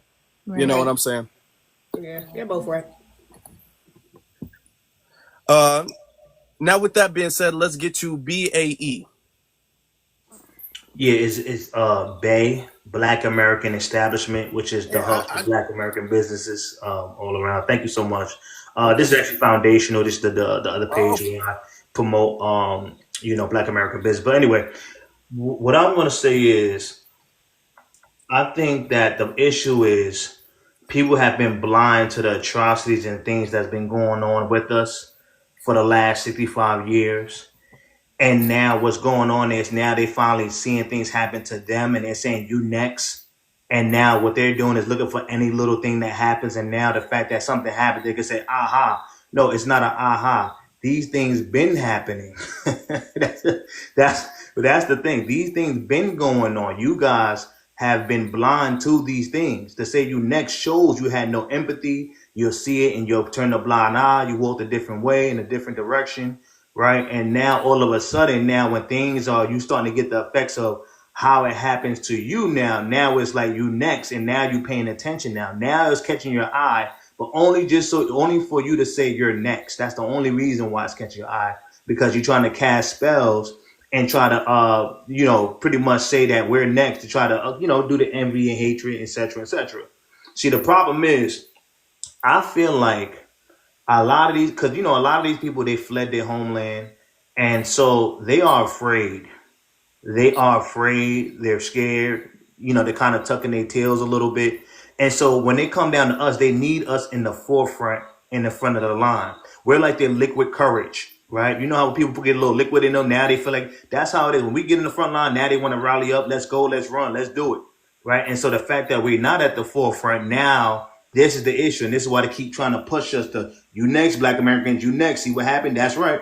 And that's what it is. They need us to kind of be that body bag. And we're not doing that no more, right? For the last 65 years, we've been pouring our empty cups into everyone else. We've been the emotional currency of the world. We pretty much, jump in front of everyone's atrocities. And now for the first time in 65 years, we're being a little selfish and saying we're going to pour into our own cups. And people don't like that. They used to us being when they say jump, we say how high. and we're not doing that no more, right? And so that's why people are angry because they're so used to us being in the front. So now what they got to do is fight for their own. But the problem is they didn't even fight for their own in their own homeland. They're not going to fight for their own here. So they need us. They need us to fight for their own for their battles. I mean, that's what we're not going to do. So what they're going to try to do is look, Black Americans, look, you next, and all these little things. They actually faked the picture. I actually posted that on my other page of a little baby getting arrested. Come to find out, it was an old video of a police officer arresting his son, playing around, arresting his son. Yeah, I said that So in the they beginning. use Yeah, it's fake. That's they, insane. they really try and they're really targeting the women, right? Because they try to look, it's the kids and the families, and they trying to get the woman to pull the woman's emotional strings, right? And that's what they're really trying to do. But what they got to do is stand up on their own 2 feet, right? They got to stand up on their own 2 feet. Now, am I going to say things may not happen to Black America? Yeah, but like again, these things been happening. It's not because of the deportation or nothing. It's because these things been happening. People are just hyper focused now. So that I just want my family to be clear. They're going to try any little thing now. From now on, it's going to be like, see, deportation. I told you, Black America. That's what it's going to be from now on. So just want to kind of bring that to light, and I'll land. Let me harp on that point. That was an excellent point. Let me harp on that. The whole we're next, that implies that Black America has not always been the target. Okay, we've not always been the target. We were the first target, we're the current target, we're still the main target. We've never not been the target, even though the government is making a focus on you. They have not taken their eye off of us. The oppressor class has not taken their eyes off of us. Now, what I find very interesting is that like about a month ago around this time, right? You've had the situation with Charlie, okay? And then next thing you know, you had HBCUs being attacked. Okay, you had HBCUs being threatened. You had HBCUs. You had a whole bunch of MAGA folk go up in there and like illegally like invading HBCUs and all of this stuff.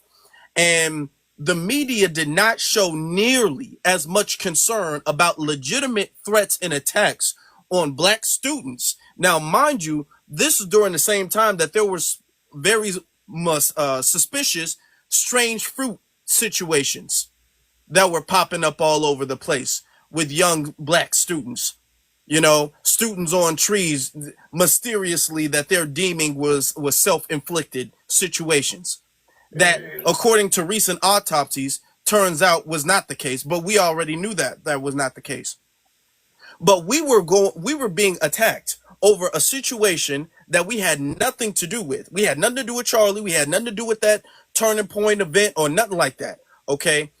But we were being attacked, and you did not see nearly as much attention, nearly as much concern, nearly as much focus from nobody. Okay. These people are damn near pulling their hair out of their heads to try to stop ICE. And they're talking about this left and right. This is wall to wall coverage. ICE over here, deportations over here. They're breaking up families over here. Now, when Black students at HBCUs had to defend themselves against a bunch of MAGA invaders, they didn't really care about it. Okay, so the whole we're next. No, we're still fighting. We're still fighting, but we don't have the privilege of the media giving us the attention that they're giving you guys now. The media has never given Black issues and Black concern and Black threats nearly as much attention and concern as they do to everybody else, whether they're Hispanic, whether they're Asian, whether they're some other religious community, regardless of the fact. Everybody else gets wall-to-wall coverage, wall-to-wall attention. The politicians are lining up, signing executive orders, trying to figure out what they can do, how they can protect people, where the funds need to go. We don't get none of that. We don't get none of that. Don't leave out not just wall-to-wall coverage. They get wall-to-wall positive coverage. They get a lot of positive propaganda. Whereas Black Americans, we are fighting a narrative that is, some of these narratives not even I pulled from out of fucking thin air. So they don't have that problem. They get the narrative of, oh, they're so helpless. And they had military-aged men coming over here. And it was still the families and the children, and we don't want to break up people's families, and they're and their countries are war torn, and they don't. So they get all of this. I mean, that's a lot of help. That narrative helps push their propaganda and their agendas a lot. It sways the minds of a lot of people. And when you flip that and put that on black people, oh, they're thugs. They're just naturally violent. They're just they're just they can't be controlled, and they have to be subdued because they're wild animals. That adds to our subjugation. That adds to our dehumanization, and they know that. So yeah, they play their roles. I think this is their what you call it, the El Negro wake up call, because we call it a nigga wake up call. They don't niggas. We gonna call it the El Negro wake up call. El Negro wake up call. You know what I want to say? I want to say we're in a great time right now because, like, what Afro and ZZ is doing right now, and what they're doing here on this platform, and what they're doing on YouTube, they're calling the BS to the carpet, and they're pulling the scales back off of people's eyes and allowing them to see the truth in real time. And I feel like with this generation, with FBA, Black Indigenous, Solon, what we're doing right now, we're telling the truth in real time. And we're kicking fossil media in the teeth right now with the truth and with the facts immediately. And when that is documented and that is out there and that is real and that is right now, it makes it extremely difficult for people to spin doctor things. And even if they get on, fossil media to do the spin doctoring, what's crazy is the real receipts always come out in real time right now. And I love this time of real media, real FBA media, because I'm telling you, it is genuinely changing the game. Continue. Thank you. Thank you. Appreciate that. This is the counter narrative that we've been needing for the longest time. This is the exposure. This is the speaking truth to power on a public platform that we've been needing, that the community needs. And this is why they're not really able to get to succeed as well as they used to be able to push a narrative. Because the thing is that in order to oppress a large society of people, you have to have a certain degree of compliance.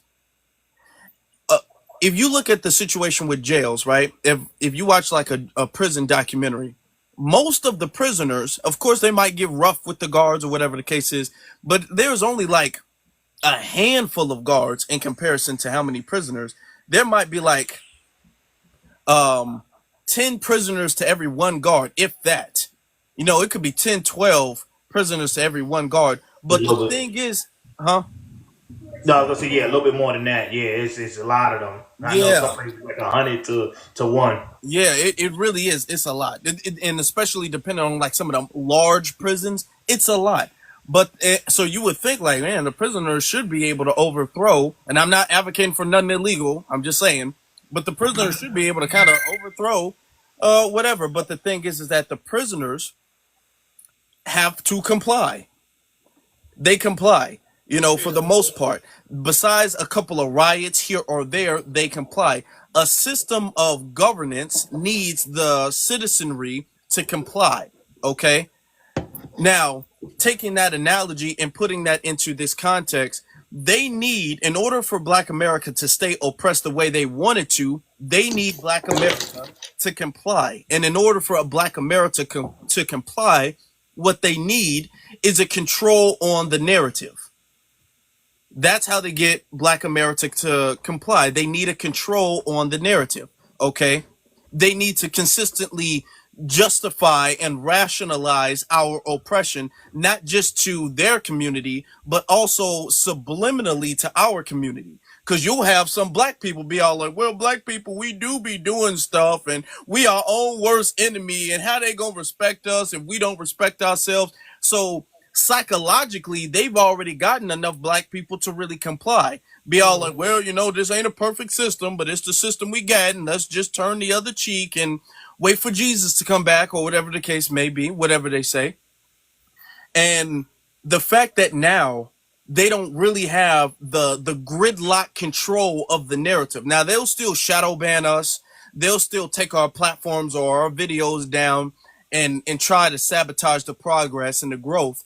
But they don't have the monopoly on the narrative that they need in order to get the compliance from the people that they need.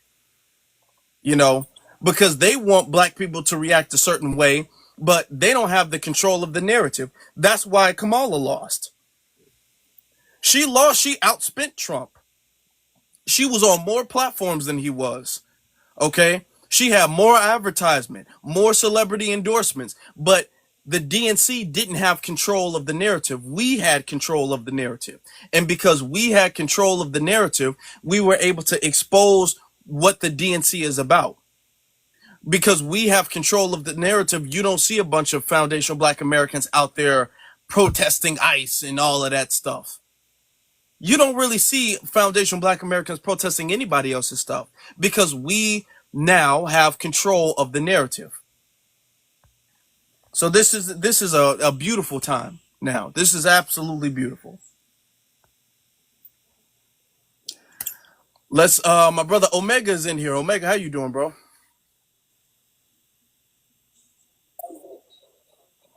I'm good. I'm good, brother.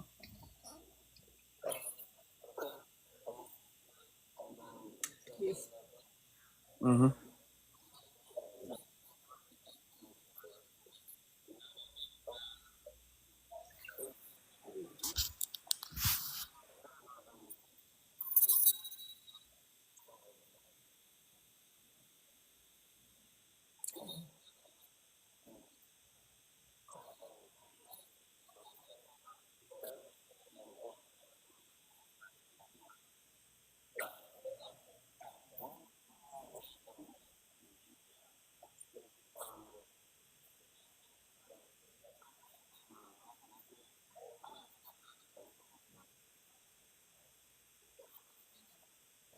Mm.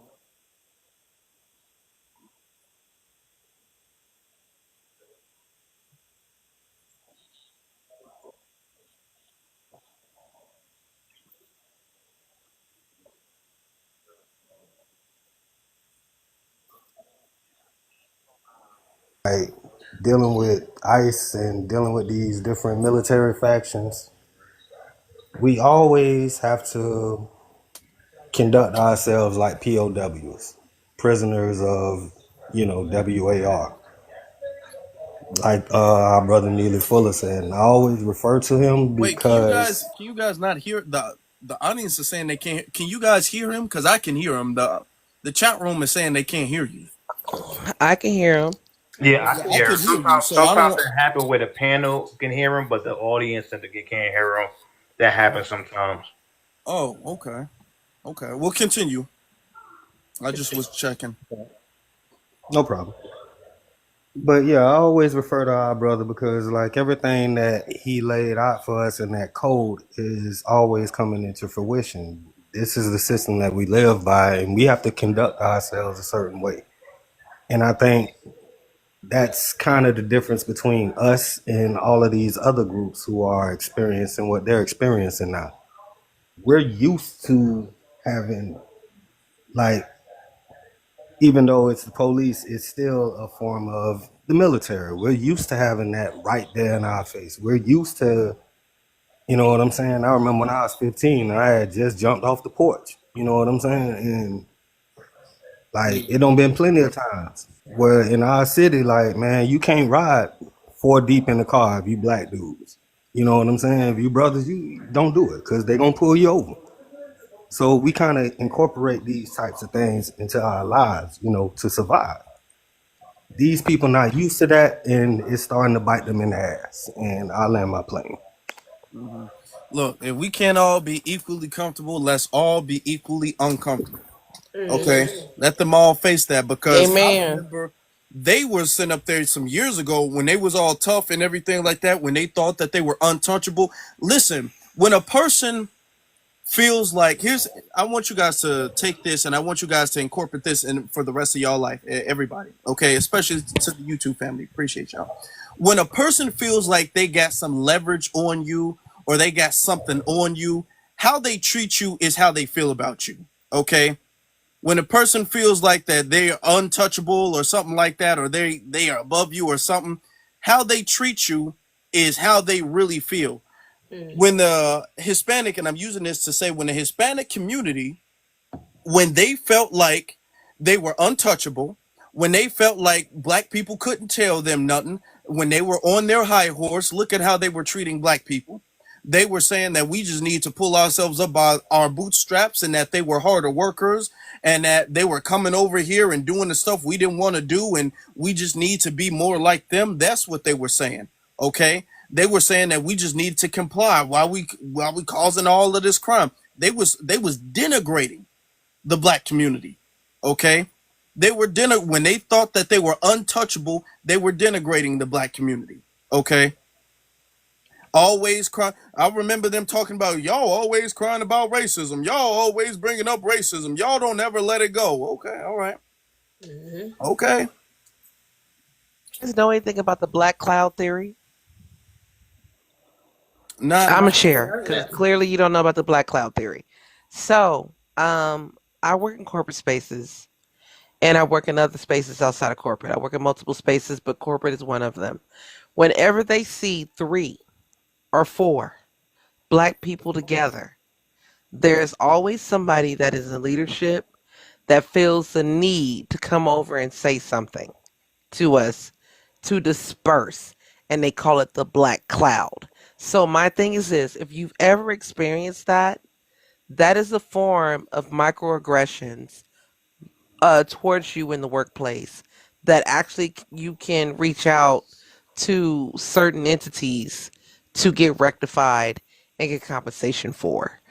And I'm saying this to you is because there's probably people in the chat, there's probably people listening in that is not familiar with it, but if you're ever, as a black person, in a group of 3 or more, 3 and up, in a group talking together in a corporate space or in the business space, and all of a sudden you see somebody that's non-black come into your space saying, oh, whatever, A, B, and C, it doesn't matter what they're saying to you.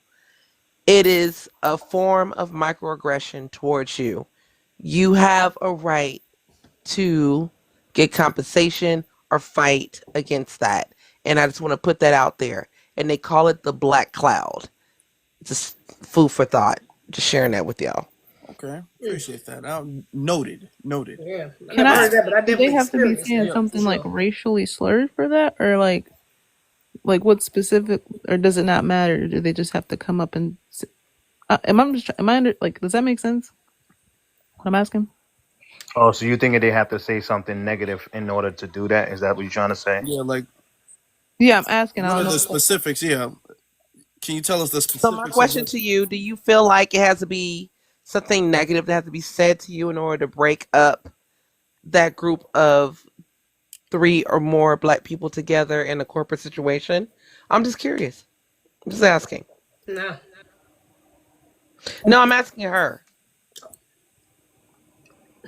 I was just curious because you said you could get compensation for it. You can.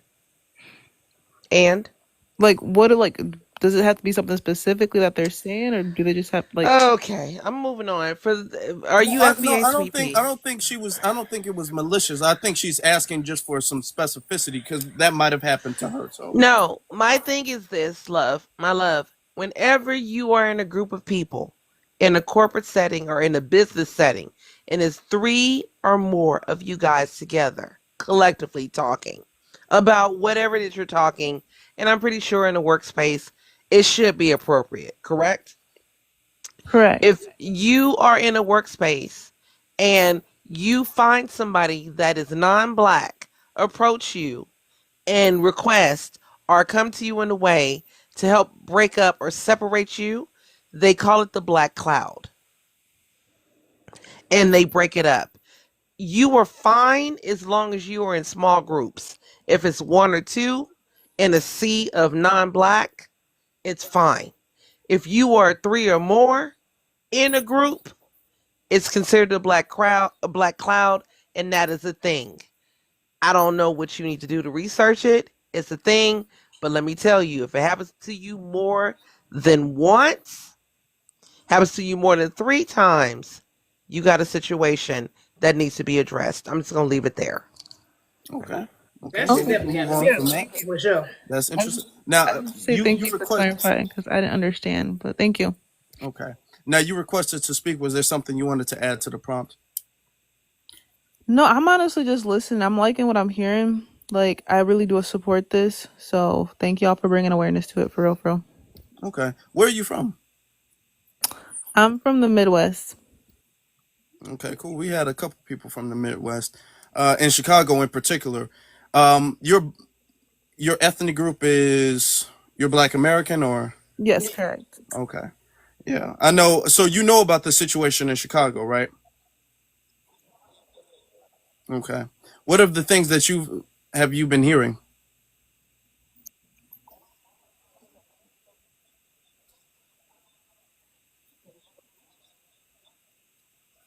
Hmm.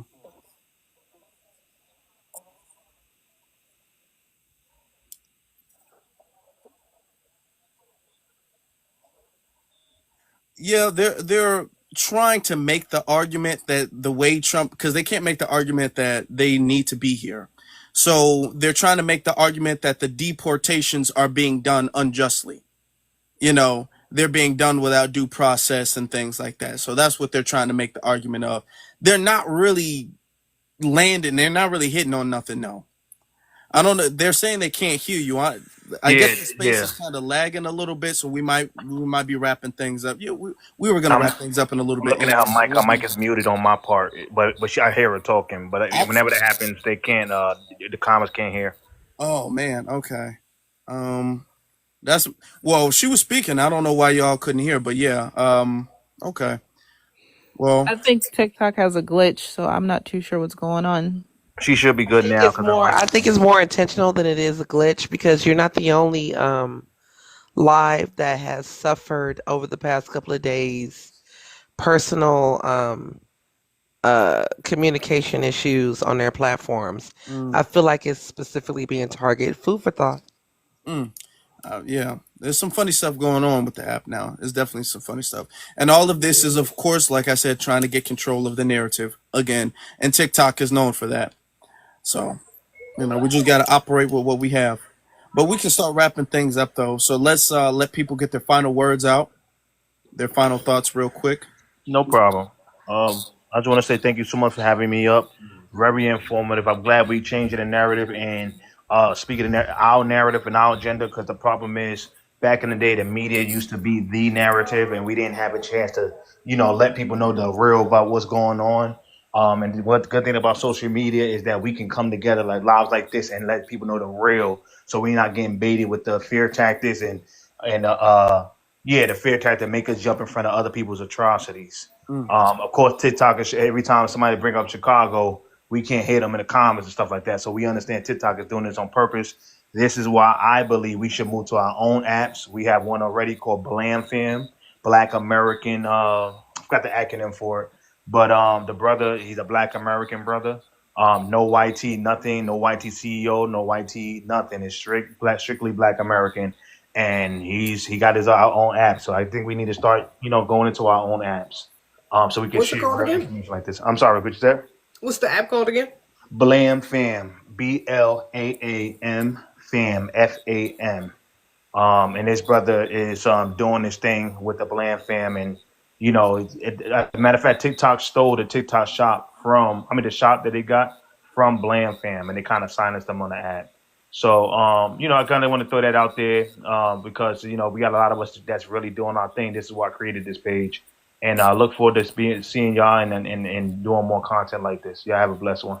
of course, brother. Thank you. Much appreciated. Let me see. Okay. Let's get to. I guess we'll go next to you. So let's get to H. Reveals. Rebels. If you're still with us. Okay. All right. That's cool if you're not. Let's get to Lips and Froze. I wanted to share with you that I have an idea that I would like to share with you, CZ and BX. Um, I have an Instagram page by the same name. If you are interested in what I would say, I feel like I have a really great idea that I want to share, but I want to do it on a private platform, and I don't really know how um, this platform really generally works. I'm still kind of, even though I'm here, I still don't really generally know how it really works. And it's something I wanted to share with you guys as a private think tank, and I feel like that would be beneficial to us.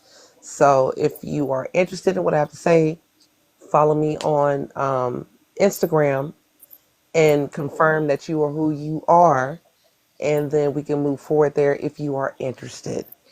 Outside of that, I love your platform. I love what you do. I'm happy that you give us a voice, and I'm glad you're calling things to the carpet, and it's what's needed. And what I have to propose is more of the same on a grander scale. And with that, I'll mute. Okay, all right then. That's gonna be no problem. I was following you on Instagram, most definitely. All right, let's get to. Let me see, Dana. Diana. Damn, I'm mispronouncing your name. I don't know what I'm doing. Yeah, I think I said dynasty. You Wait, said Dynasty. I did. You know what? It's actually a play on words, and so don't say it right now. It's not for this. Okay. Yeah, It's because I'm trying to Diane. read the It's first part without Diane. the second part. Because Yeah, I already it's see the second Diane. part. Okay, Diane. Thank you guys for having me on the panel. I just want to touch back on, I forgot which panelist said it, but economically, I just want Black people to look and see how you're actually affected. Not even just economically, but if the people are thinking like, I should be out there marching, what are you out there marching for exactly? Why? And how are you being affected? How are you and your family actually affected? Everyone that I've asked that question that is actively like, oh, this is terrible. I'm like, who do you know that is illegally here that you're, scared for? They can't even answer that. So just keep that in mind. Yeah. Hmm. Honestly, that's a good point. Lips and Froze, I just sent you a request on Instagram. Yeah, you heard me on. Somebody said they heard me on Tariq's show. Yeah, shout out to Tariq. Much Okay, respect. great. I'm on it. All right. Uh, Omega brother, you got it. Again, man, thank y'all for letting me up on the panel. It was a very interesting conversation. I appreciate it. For whatever reason, I'm not getting no notifications when you guys go live, so I got to check out that Twitter. But You mean you? outside of that, Oh, live on YouTube. no, I get the YouTube lives and stuff. Like I check out you and ZZ. I'm subscribed to YouTube, ZZ. But like on here, for whatever reason, I don't get the notification. Oh wow. I happen to Maybe. be on here. You know what I'm saying? And whatever. But anyway, man, I appreciate the panel. Be one, be safe, take care. Yeah, One. thank you. You know, TikTok is doing that because I've noticed that it takes us a while to get started before some of the regulars pop up. The regulars used to pop up almost immediately. Now we got to be in for a good 30 something minutes before people who regularly pop up almost instantly start popping up. So that probably is why. Probably a lot of people aren't getting the notifications, or they just got to scroll through and see. So it's probably that. But I appreciate you being here anyway. That's what I appreciate. We find a way regardless. That's a blessing. Speaking of YouTube, y'all need to be following us on YouTube. Y'all need to be going to For the Culture on YouTube. Go to For the Culture on YouTube. We got some great stuff on there. If you guys want to listen to the playback, you guys can. If you guys want to listen to our other podcasts or other live streams, you guys definitely need to go ahead and do that. Great content. And in the description of all of our stuff on For the Culture, you will find me and her own individual YouTube channels. Plus, you can find that if you click the link in our bio, you will be able to find that as well too. Yes, sir. Go like that new video. Go watch that latest episode, part 1. Yes. Part 2 will be out soon. But yeah, closing thoughts. Yeah, Black Americans, I think you know what? I guess we haven't said this yet, but the silver lining in this is that a lot of the FBAs who already was on this type time, that already knew what was going to happen, knew that we are not getting deported. The silver lining for us is that we're still on code. We're still on this. You know, some of us are still not backing down. Some of us are not falling. A lot of us aren't falling for the propaganda, the fear mongering. So that's a silver lining, you know, with this is that we're still finding our way to stay on code, you know. Even with all this with all of the propaganda and nonsense they're trying to rile us up with and try to get us, you know, get us to get on board with. So that's, you know, that's a silver lining. But yeah, that's not our fight. You know, that's that. I mean, you know, some of us, like the sister said, if you got friends, family, you know, you can feel for them. That's appropriate. But at the end of the day, you know, we have to prioritize our own. We have to prioritize our land. We have to prioritize our lineage. We have to prioritize what our ancestors passed down to us. That fight. We have to continue that mission. So yeah, in order to honor them, in order to do what's best for our children, we have to let them people, you know, do it on their own. Like, you gotta fight just like we're fighting. You know, everybody has to play their part, everybody has to play their role. So yeah, they got to go. It is what it is. You know, I mean, that's just the general consensus that we should have. You're legal, you didn't come here legally, like you said, it's still a crime. It's still like, that's not you didn't even come here the proper way. All right. So yeah, we got bigger problems to worry about, reparations. So deportation ain't on the list. It is what it is. Shout out to the black people, black Americans in Chicago too. Stand on back. Can I say this one extra thing? Please understand, when you guys come to my page, this is the first time I actually came into the knowledge of the black and black American flag. Okay, so when you get scrolling, you see that red, black, and green.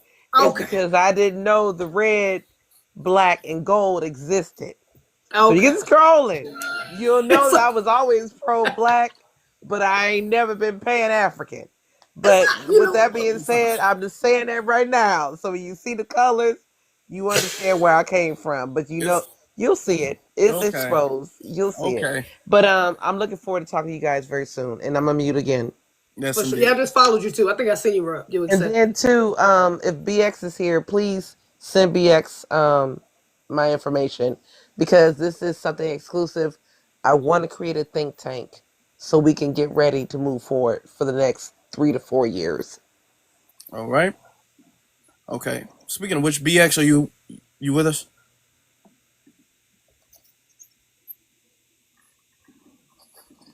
She might put the. You know what? She been quiet BX? for a little second too. I thought I Yeah, was she tripping. has been. She has been quiet for a little bit.